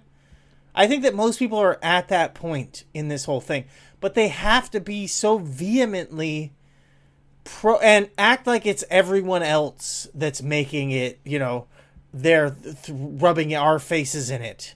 Oh, you're being so anti-Semitic. It's like, no, man, most people are ready to just move on from this. Not that they should. I'm not saying that that's good or that they should, but I am saying that I think that popular sentiment is like, we're all pretty much willing to go back to business as usual on this because people are fucking tuckered out on talking about genocide. But these just bloodthirsty, ravenous, disgusting Zionists, and don't try to pretend like I'm using that to just mean Jewish people. They just won't shut the fuck up about how much they love killing babies, right? Like, why can't you just get over it? Yeah, and I think that's probably why I had to find this. I mean, it's probably on some other, maybe, I guess I could search again, but I'm not going to. I mean, to see like how widespread this really is? Yeah, this is on something called Queller.com, which, just to make sure, I didn't want to prejudge, but I clicked on like the About tab, and it's like Jewish culture, and of course it is. I just wanted to make sure that the name of this website isn't an anti-Semitic slur, because that's the type of shit that they be doing, you know? Like, pro-Zionist people be, like, naming their website an anti-Semitic slur, and then acting like you're the asshole for saying it. Welcome to the Daily Kvetcher. Yeah, exactly. I don't even care whatever this thing is about. It's like as stupid as you can imagine. This is a romantic comedy, and it's like supposedly based on some guy who says his own story from October 7th. I think if he had actually like been a survivor, they would mention that. So it's probably just like how he felt when it happened. Mm-hmm. Oh, it looks like this might be whatever. It speaks so much for itself. I don't think I even need to read anything else from this. Right. But your point though about everyone being like kind of, you'd think people, even fucking someone as stupid as Amy Schumer, would be like kind of past this shit by now. That the fucking critical theory douchebag, even he was not saying anti-Semites anymore. He was saying anti-Zionists. Right. I kind of read that as a win for, you know, the side of good. That's true. Yeah. He's like, at least they're just saying anti-Zionist now and not doing this stupid, ironically itself anti-Semitic conflation of Zionism and Judaism, whatever. Right. The anti-Semitic trope of the Jewish person being like, dual loyalty, why not? I should have two. Why shouldn't I have more? Well, right. And just like telling Jews worldwide what, like, despite whatever politics they have, whatever they think about the state of Israel, no, you're Israeli. Actually, you're Israeli, and you support everything in the political cause of Zionism. And then, did you hear about the ShamWow guy? This is kind of like stupid. Oh, this is good. Like, you gotta play the audio from this. Should I play it or? Sure. His like a little sketch or whatever about wokeness. Yeah. Well, no, his ad. Yeah. He, I found out, is an Israeli American. The ShamWow guy, also known as Vince Shlomi or Vince Offer, depending on the day, I guess. And he's running for political office in Texas, local Texas congressional district, as a Republican. That's the important part. No. All right. You ready? Yeah, let's listen to it. Let's do this.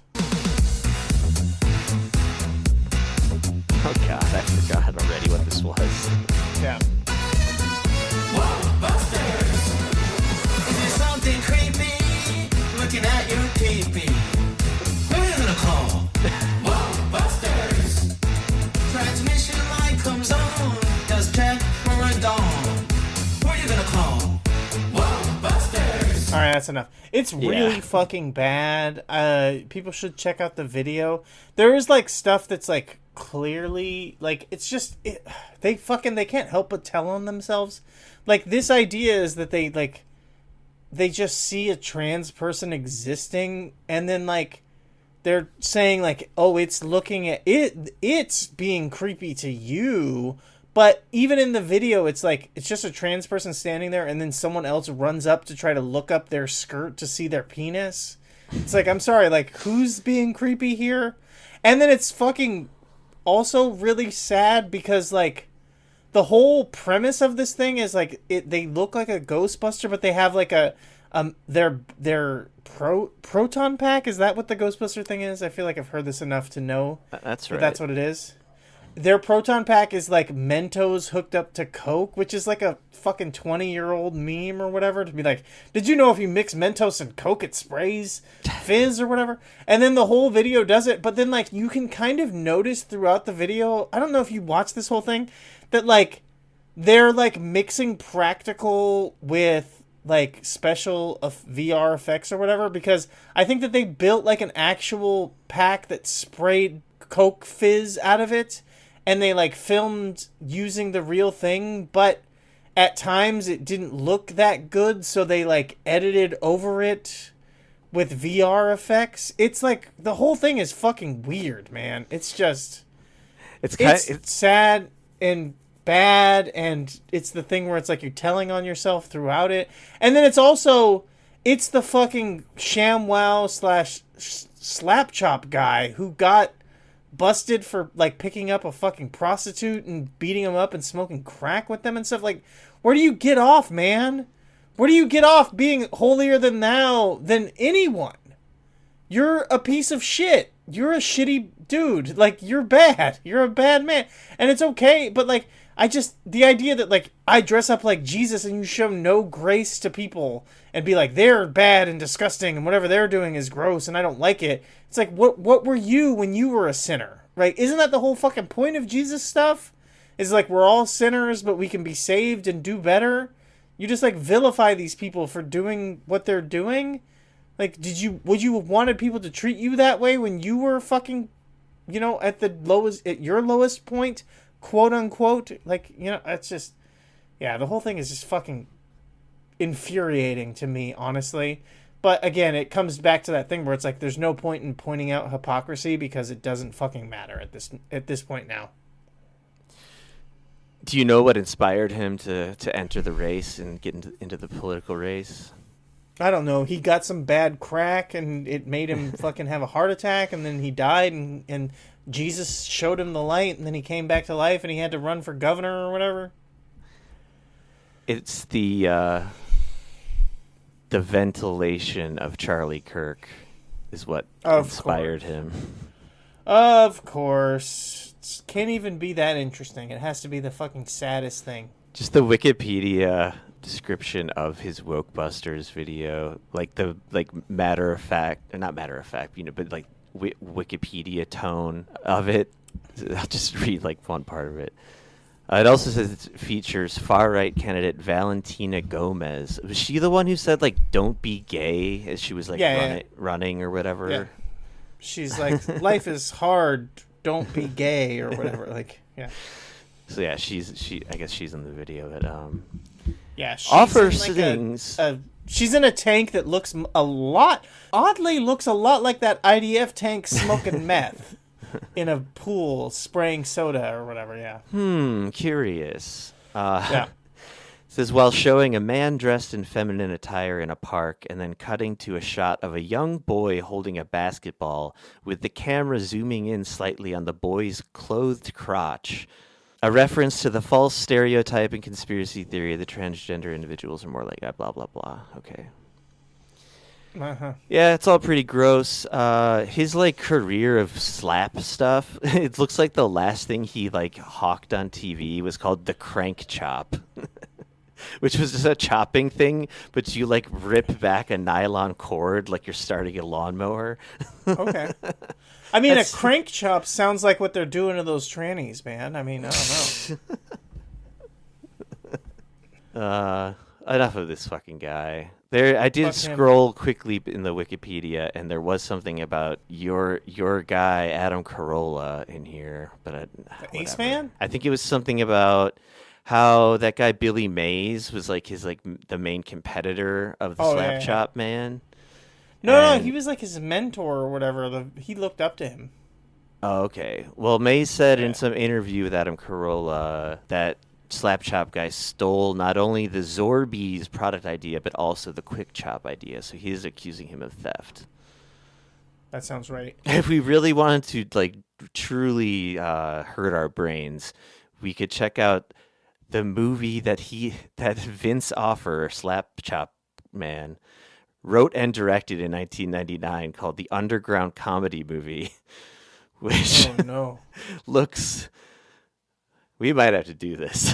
It's probably too bad to actually review on the podcast, but I do like that he got sued for this film by the Farrelly brothers, claiming...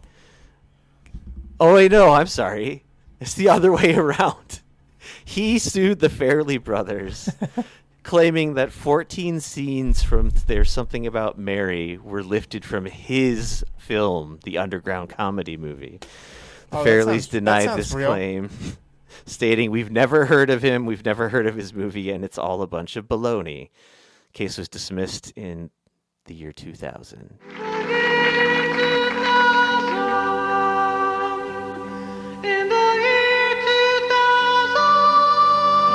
So I was going to say, we're done with that creep, and I think that we can say one thing about his video, and we can move on to someone who would talk about his advertisement, and they would say, videos aren't real. Yes. And wonderful transition to the stupid, attention-starved man. That's at least what I'm picking up on his vibe these days. Andrew Tate. He said, and I quote, "Let me make this loud and clear. If you're a straight man with a girlfriend in 2025, you're gay. And videos aren't real." Yeah. Stupid. I mean, I wouldn't even have put this on the list if the first thought I had wasn't immediately how much he's stealing Nick Fuentes' valor here, it feels to me. But also doing it and then watering it down. Because the Fuentes line, if I'm not mistaken, I don't know if I've ever actually heard the quote word for word, but the gist I gathered was that Fuentes' whole thing was fucking a woman as a straight man itself is gay, not just having a girlfriend. So like Andrew Tate stole the thing and then made it less worth talking about. Yes, more soified, I guess. Yeah. He's scared. He's scared to just say it. He's scared to say the naughty word, whereas Fuentes is willing to just throw it out there. It's true. Yeah, I mean, obviously this is just like not aura farming. There should be another farming. There probably is. I don't know. He's just trying to get them clicks. That's all. Yeah, he's just being a click goblin, trying to get attention in the attention economy. It's been a while since he's got arrested or whatever, you know. I mean, the last thing that happened was like Trump basically like pardoned him for every crime from now until the end of time. Yeah, right. Like past, current, and future crimes. Right, but he's just hiding in America, right? I'm pretty sure. Yeah. But he's like Bolsonaro with like getting hospitalized. Like Andrew Tate needs to get arrested. It's part of his core nature. If he's not getting arrested, then he's just nothing. And that's why Trump actually didn't even realize how much he was throwing salt in this man's game by preemptively pardoning him for everything forever or whatever. whatever, you know? I think we should just leap over this other stuff. Yes. And go to we're gonna what you do just a Lipa. teased. Yeah. Yeah, we're going to do a Lipa to, yes, Jair Bolsonaro is back in the news. Bolsonaro. Bolsonaro. Bolsonaro. You have to say it right. My apologies. What's this guy up to? I mean, the last time I think we talked about him was before he'd even been found guilty. I think the last thing we talked about was how he was desperately trying to not go to prison, but he's been sentenced to 27 years, and he's on house arrest. And the most recent thing is that he basically made some kind of bird-brained plan to escape. Which I guess the funniest part, I'll read a little bit from it here. The right-wing former Brazilian president was found guilty of plotting a military coup in September and sentenced to more than 27 years in prison, but remains under house arrest pending appeals. Brazilian Supreme Court Justice Alexandre de Moraes said detaining the 70-year-old was a preventative measure after, quote, new facts came to light. These new facts are funny. In a video released by the court, a police official questioned the former president about damage to his ankle monitor. Bolsonaro said he burned the monitor's case with a soldering iron out of, quote, curiosity, but denied wanting to remove it. Wow. I mean, that's kind of that's the core of the whole article for me, is him saying it was out of curiosity. But there's a little bit more about his son trying to like get a rally going outside their mansion as like a way to like provide physical cover for Bolsonaro to like make a break for it. Yeah, I mean, that's what happened. Like his son like got on social media and said, actually, I'll just keep reading a little bit. They cut to the chase in this article. The judge said information from the center monitoring Bolsonaro's house arrest suggested the former president's, quote, intention to break the electronic ankle bracelet to ensure success in his escape. This, it said, would be, quote, facilitated by the confusion caused by the demonstration called by his son. Flavio Bolsonaro, who serves as a senator, called for a gathering of his supporters near his father's home to take place on Saturday night. The senator wrote on social media on Friday, "Are you going to fight for your country or watch it all from your phone there on your sofa? I invite you to fight with us."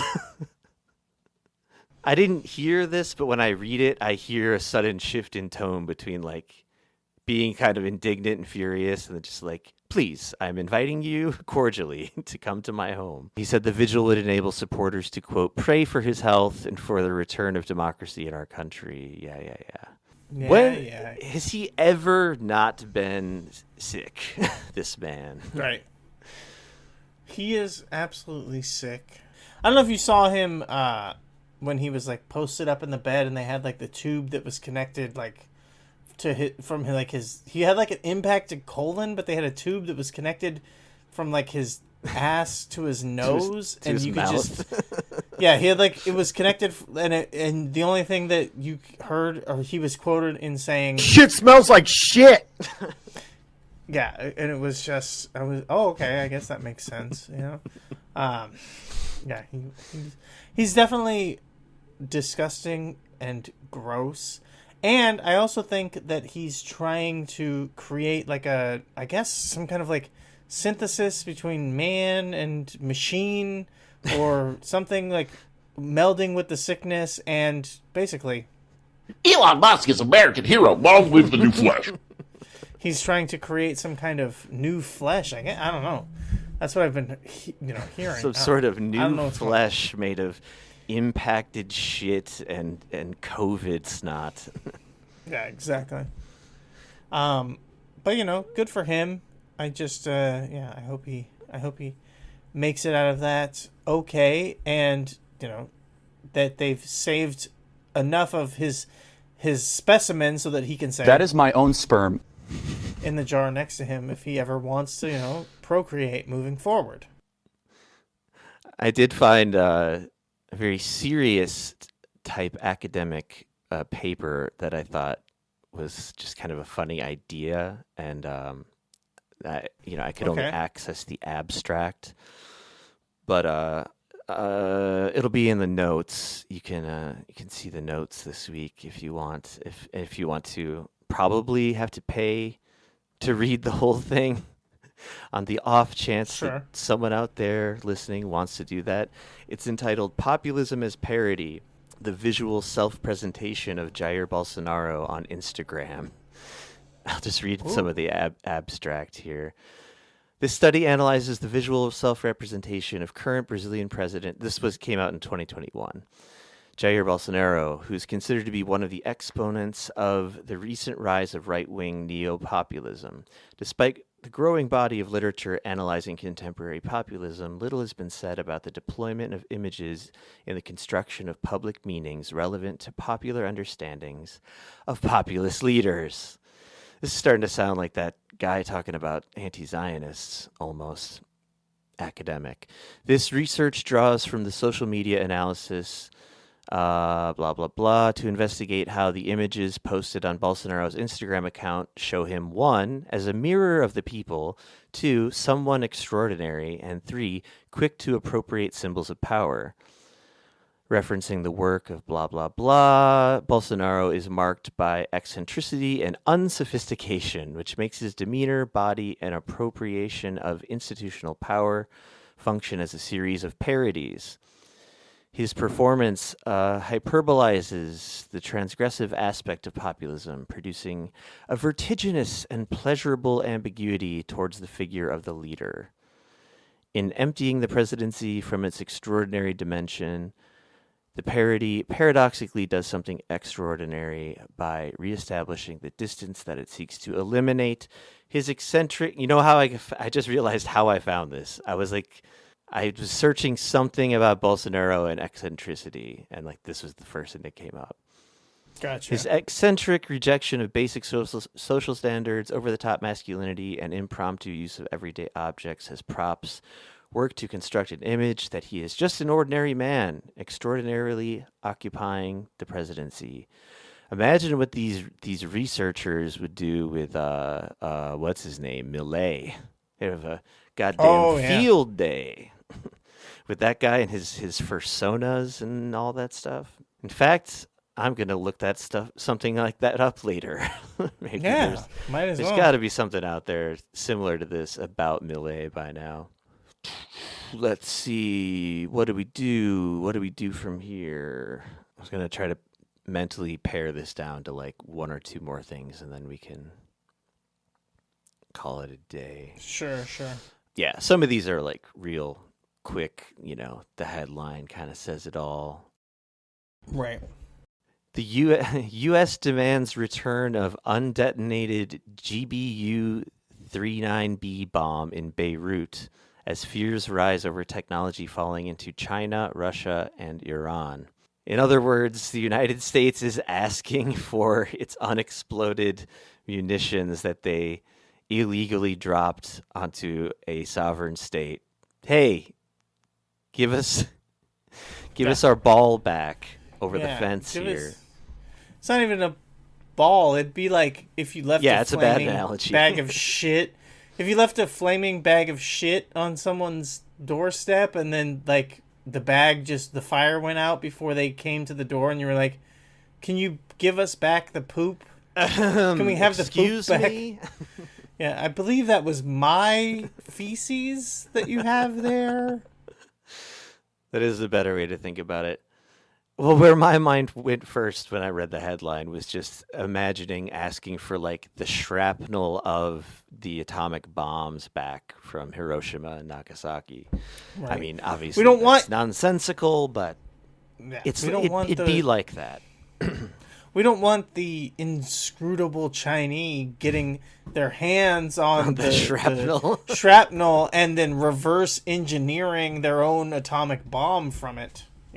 Yeah, this was also, I'm pretty sure that this was the plot of the recent season of The Diplomat show on Netflix, basically. So, yeah, this is pretty pretty funny in the concept of art imitating life, imitating art, imitating life, or whatever. Stranger than fiction and whatnot. Yeah. No. Thanksgiving. It was Thanksgiving yesterday, right? That's because it's a different day here, folks.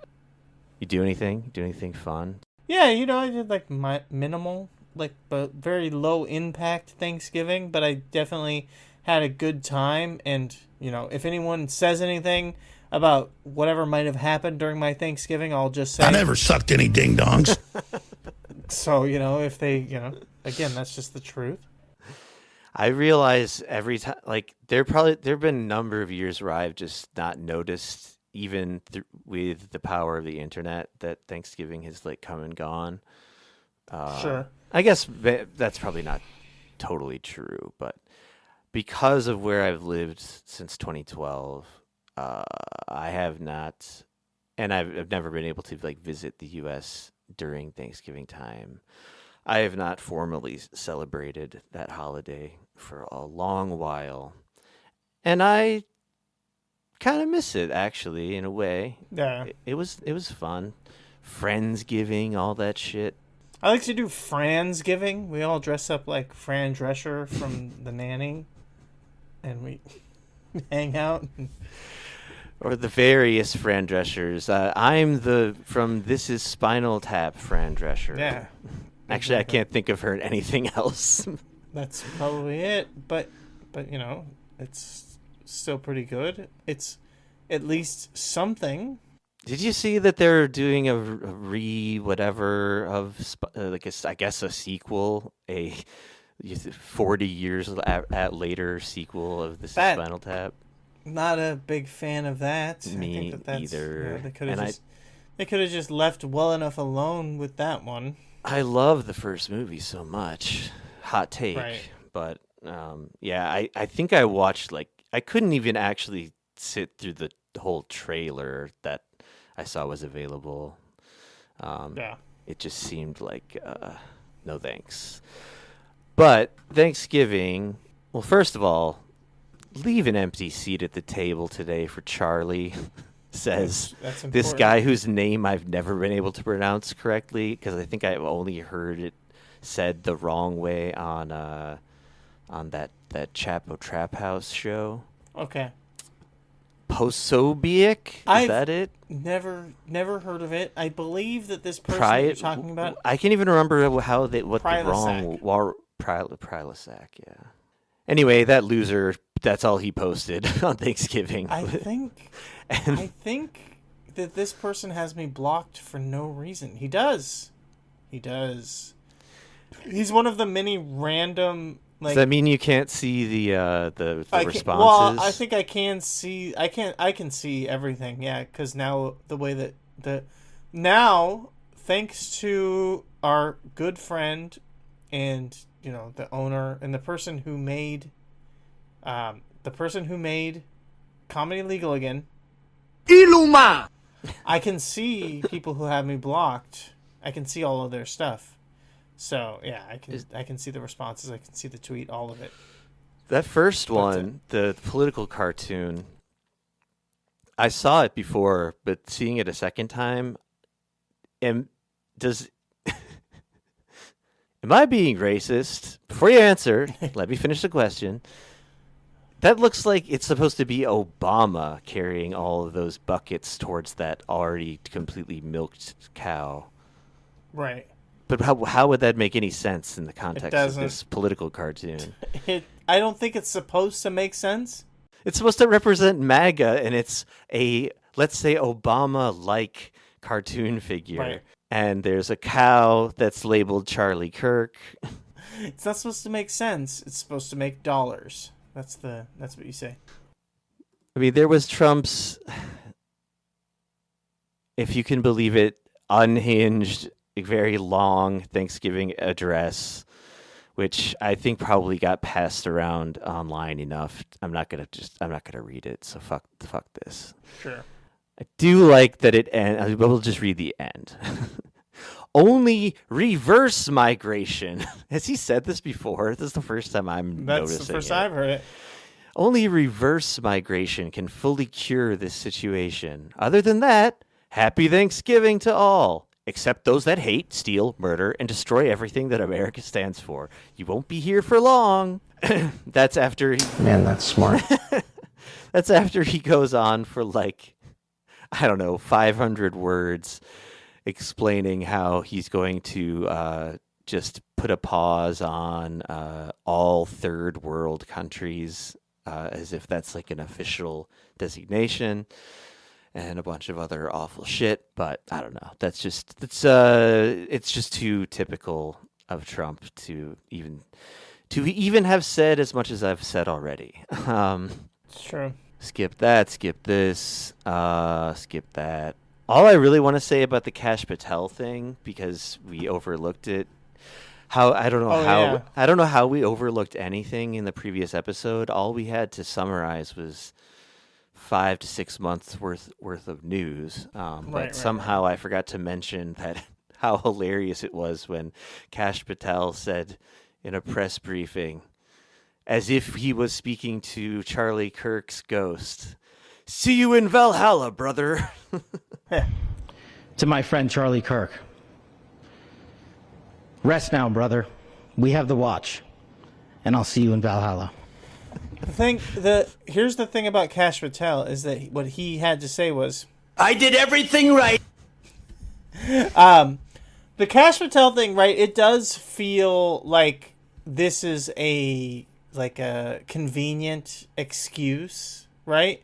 Yeah, the walls are closing in for real. Yeah, this time. This stuff has been the stuff that supposedly we're thinking about firing him because of this has been out there for a long time and it hasn't mattered. But it does feel like a lot of it is that obviously he's a big Epstein person and he's like a glaring example of like the rot within the Trump administration with we built our backs on doing fucking, we're going to do Epstein but good or whatever. We're going to do the good thing with Epstein and then having to fucking, backtrack on all of that. And the fact that he has to try to save some face, Kash Patel is yeah, we're going to do it, man. We're going to do that Trump stuff or whatever. But unfortunately, Trump is just yeah, we got to get rid of this guy so that we can just shut the fuck up about Epstein, obviously the man who doesn't die or whatever. And I just think it's sad that Trump had to She spit on him because he doesn't deserve. Kash Patel seems like a fine enough guy, and all he's really done is just come out there and say that everyone involved with Epstein perverts. And why is that such a bad thing to do? If this is anything, and not because the White House also is denying that. They're what? That's ridiculous. I think it the press secretary, Caroline, what's her face? She said not only is that not true, but when President Trump heard about it, he said, "Kash, get in here and let's take a picture together to show that we're best friends." I mean, I'm paraphrasing, but it was almost verbatim what I just said. Yeah. Yeah. I mean, he's just, like you said, nothing has changed other than the Epstein stuff is getting harder and harder for the admin to really deal with. And it's splitting the movement down the middle and all that. So, also, we have, Trump just likes firing people. That's right? true. I mean, this as a hobby, basically. So, I wouldn't be surprised either way, I guess, because he also has shown himself to be a pretty loyal, stupid, but loyal soldier. When, going on Rogan and saying, why would I lie, man? I've seen all the videotape. There's nothing to see. Right.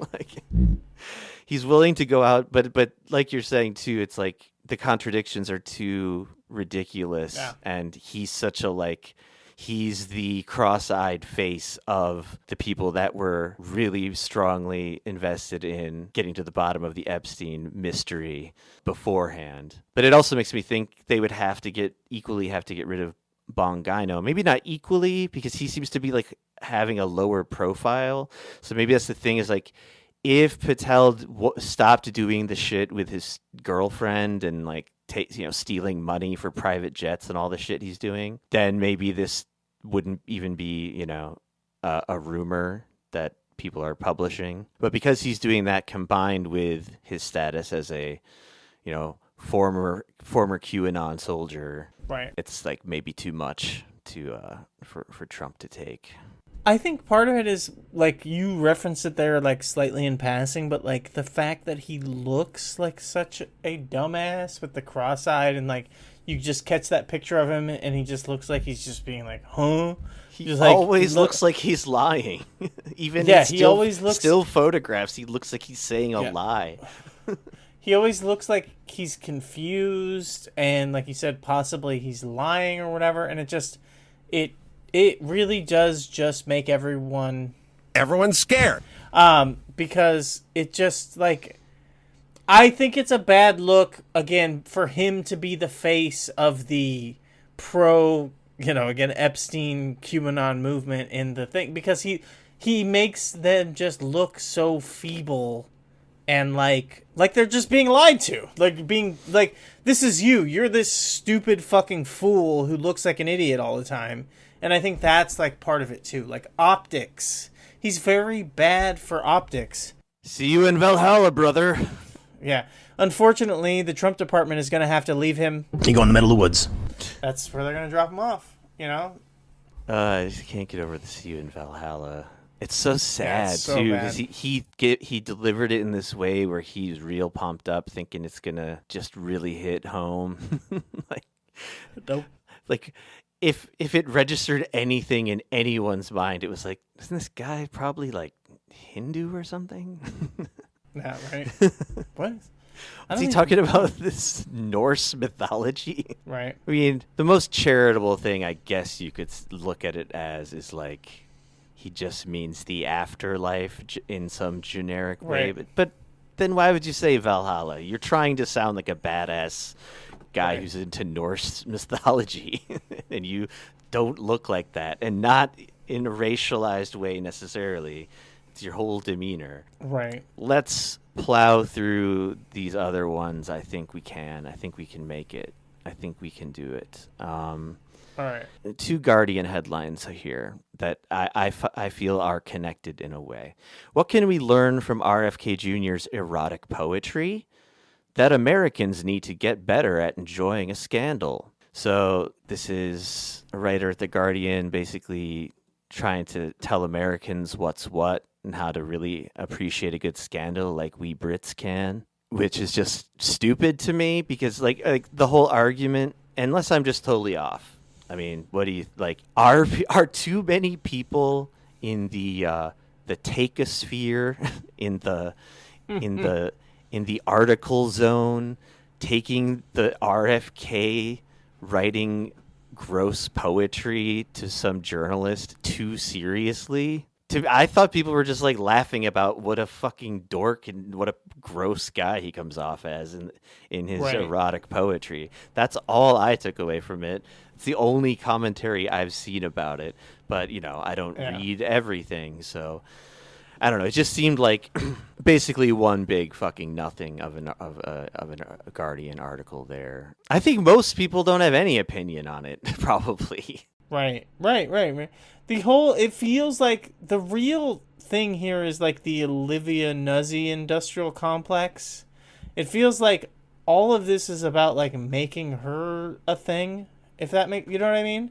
Okay. Like it feels like a lot of the spin coming out of this is about her book and about her like getting to continue to have a career in media. You know what I mean? Like RFK kind of feels like like he's a hanger-on. He's an attachment to this story that's really about like creating like a lane for Olivia Nuzzi to continue to have a career in media, whatever that is, moving forward. And it's just, like, I just don't think she really has the sauce for it, but everyone just really wants her to. And one of the things I think that was, like, the most glaring, like, comparisons was, like, listening to different podcasts talk about the excerpts from her dumbass book, and, like, just the way that it, like, vacillates from side to side from being, like, embarrassing, which, I mean, I think my take from the stuff that I heard was just, like, it's embarrassing. Like, it's just, she's trying to be way too writerly. She's, like, barely a fucking journalist, let alone, like, an author. And, like, trying to, like, put all of this poetic language into this thing about getting fucking, you know, or dreaming about getting railed out by fucking RFK Jr. and, like, how much you want that. How much you want this nasty fucking, you know, syphilitic worm brain dick in you, but you never got it. Like, the people who just, like, read it for what it was versus the people that were, like, erotically fixated on it like it was great or whatever. And it's just like, how are there just this insanely, like, two sides of this? I guess that's art. I guess that's, like, the whole thing about art just makes you feel something or whatever. But it does, to me, it comes across like that's the point of all of this. The point of all of this is not RFK and how fucking whacked out and weird he is. The point of this is, like, continuing to, like, I guess, bolster Olivia Nuzzi as, like, a media figure. And I don't think it's going to happen. I had never heard of this person until this shit. Right. And the idea that, like, even her ex-husband, Ryan Slizza, book, having, like, the main thing that's coming out of it is this insane, cool twist thing where it's like, you think he's talking about her affair with RFK, but actually it comes out that it's an affair with a different, you know, fucking political figure. I can't even remember who it was. Right. So, like, and the way you're saying that is, like, the way that this Guardian writer is like lecturing Americans as a whole for not treating it that way. Like, right. Here's her thesis statement, basically. The Americans have always imagined, and so loudly, that they are involved in some kind of higher calling. Guys, I love you and stuff, but get over it, because you're missing one of the great jokes of the century. Yourselves. There's nothing about, like, having any sort of pride in American culture, but it's just like, this person doesn't know what the fuck they're talking about. Like, self-parodying and, like, laughing at oneself in the United States. I don't know. I feel like that's fairly widespread. It's mainstream now. It's allowed. I don't really get where she's coming from at all. But I don't really have anything to say about the controversy either, and that's been probably talked about to death. Like, but it ties in with this other Guardian article I saw, just in the, like, tone and, like, the total inability to understand your subject, and the subject being the United States. So also in the Guardian headline, this made me so angry when I read this. Welcome to Trump's America. A place where people can't afford to call an ambulance. As if this is breaking news. Hey, right. R/Obamacare posters. Did you know Medicare for all is a thing? Yeah. It's like this this reminded me of immediately was, like, I don't know, 25 fucking years ago, meeting, like, a friend of mine was dating this girl who is from Germany, and I remember talking to her once, and I was like, I just mentioned, like, oh yeah, we don't have any kind of, like, national health care program really in this country, and it's really fucked up, and blah blah blah. You know the thing, as Joe Brandon once said. Almost Brandon there myself. I keep forgetting that he's alive still. Anyway. Yeah, I was thinking about that the other day. I was like, where has he been? Is he still alive? He could easily be dead.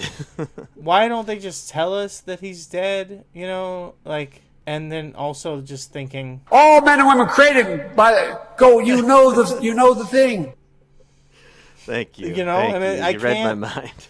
I can't forget that. It's very important that we all remember. Judge my physical and mental my physical as well as my mental fitness. You know, how can you How feel can you, you Joe. not? Yeah. And the kids used to come up and reach in the pool and rub my leg down. You know, and that's important to remember. But I think we should probably move on and talk about... Damn liar, man. You know, because it's important and... Come on, man. You know, so let's moving on to... Well, let me finish my anecdote. Okay, for sure. This German girl was like, just couldn't believe what I was saying. She was like, what? Are you... No, that's not true. That's not true. Every country has, like, a sane healthcare system, right? And just, like, you know, no response. Right? Right? Like, my point being is that I feel like a lot of, like, even the most, like, well-educated people from, let's just say from Europe, let's just say from outside of America, like, they might even know intellectually, oh yeah, America's got like kind of a fucked up situation with healthcare, but I really get the sense that a lot of them really don't have the full picture. And this is like a perfect example of this. And I'm looking at this author says this like knowing look on her face, like, that's right. This only started, and that's the other thing. This only started this year because of Trump, that healthcare got all fucked up in America. Yep, Trump did it. The subheadline here: how are people expected to handle increased health insurance costs when everything else in life has become more expensive? I think the answer is they're not. As if this is like breaking news. Like, yeah, exactly.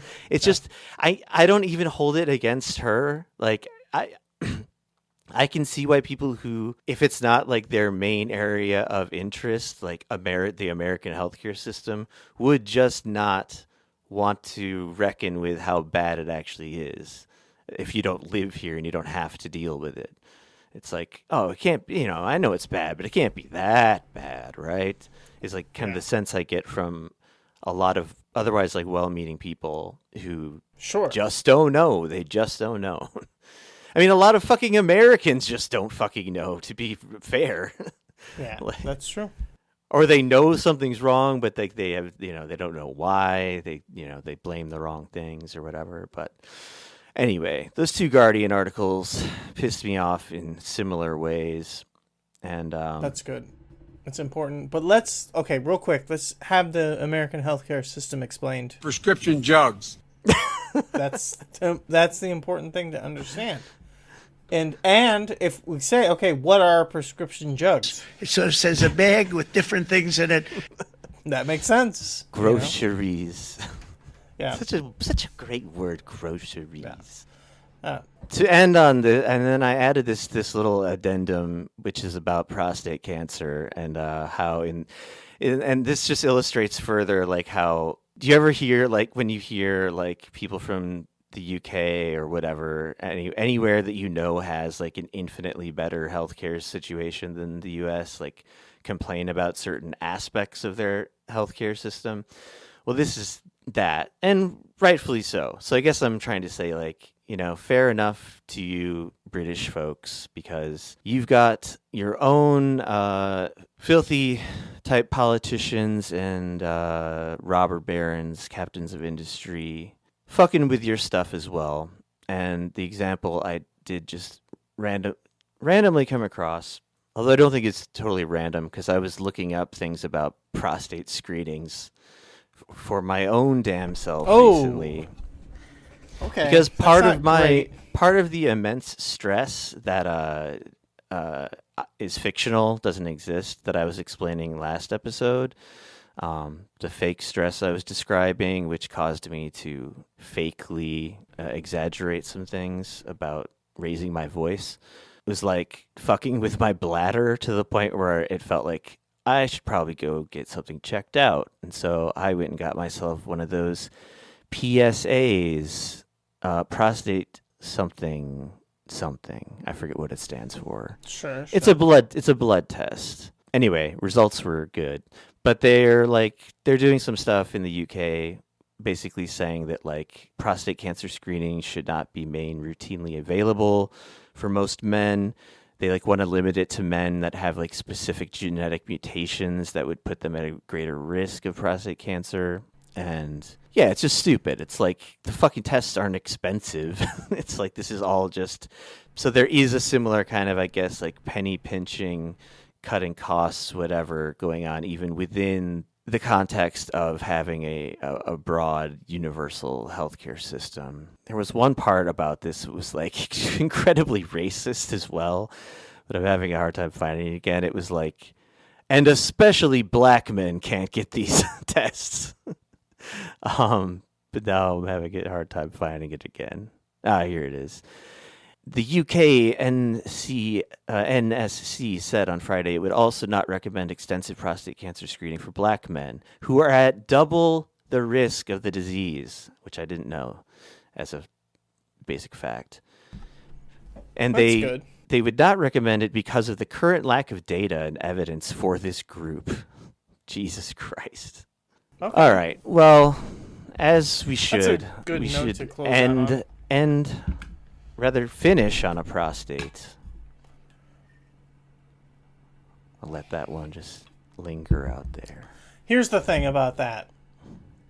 Ass gets really beaten down here. That is basically what's going on with that prostate. It's true, all true. All right, I'm going to very quickly recommend something. We talked about Brazil earlier, kind of. Their former president. There's this place I discovered a while ago that I really want to visit someday. I guess you could say it's on my bucket list. It's this national park in Brazil called, probably going to really botch the pronunciation of this Portuguese, Lençóis Maranhenses National Park. It will be linked in the notes if you want to see it. It's like incredibly cool looking place. It's like sand dunes as far as the eye can see, but then the sand dunes in between get filled with like perfectly like crystal clear blue water, and it just looks really awesome. And I want to go there. It's like this real life, surreal, cool looking place.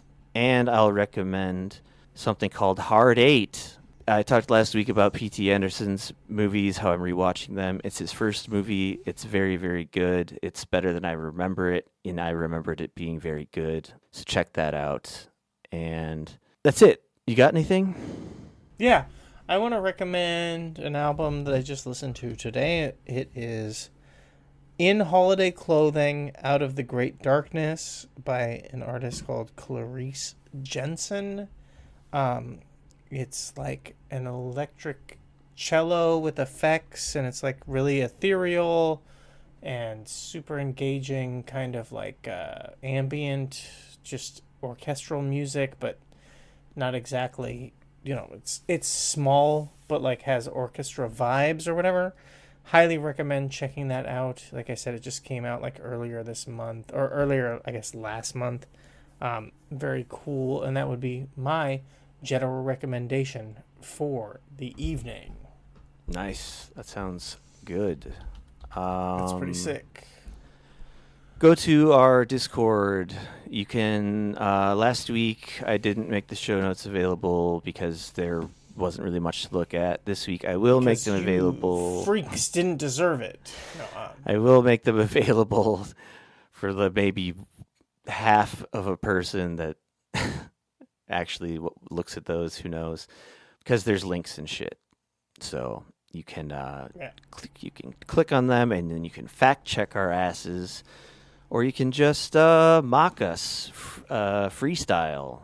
Might as well. And did I say the Discord? Yeah, go to the Discord, which is in the show description, where all the other stuff is, all the kind of links and whatever. All other kind of crap. And Tim has other things that are also in that show description. Nope.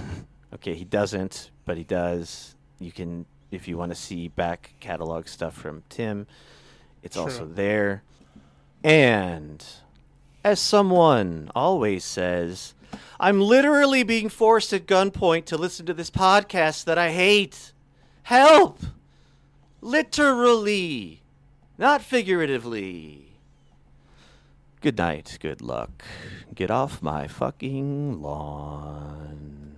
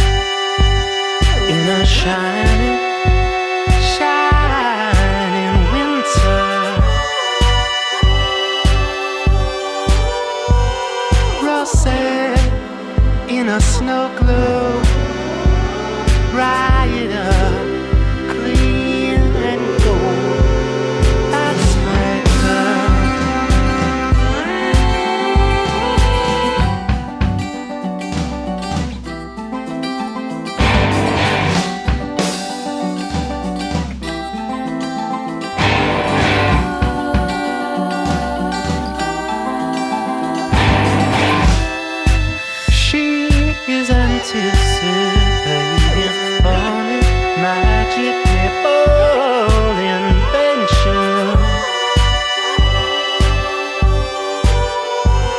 Leaning out the window, calling out to all who know. She sees what no one sees. Far away, where you wanna believe and wanna prove. We'll send away all that's moved to somebody is new.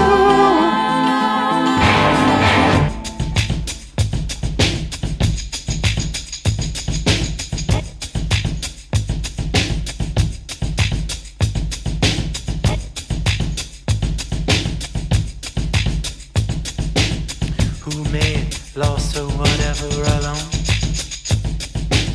I know I cannot wait that long. I don't know what I should be looking at, but I will look wherever I'm told.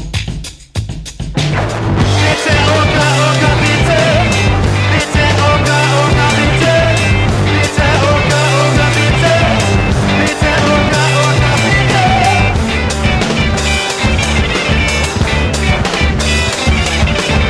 Bitte, Oka, Oka, bitte. Bitte, Oka, Oka, bitte.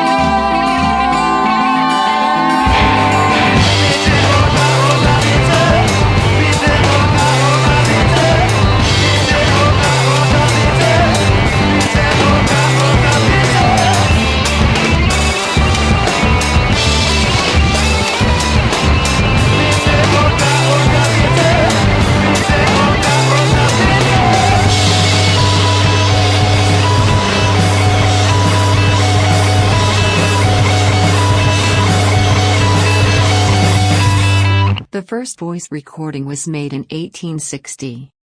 It was a 10-second fragment of the French folk song Au clair de la lune recorded by inventor Edward Leon Scott de Martinville. But who will make the final voice recording and when? What will it be? Who will hear it?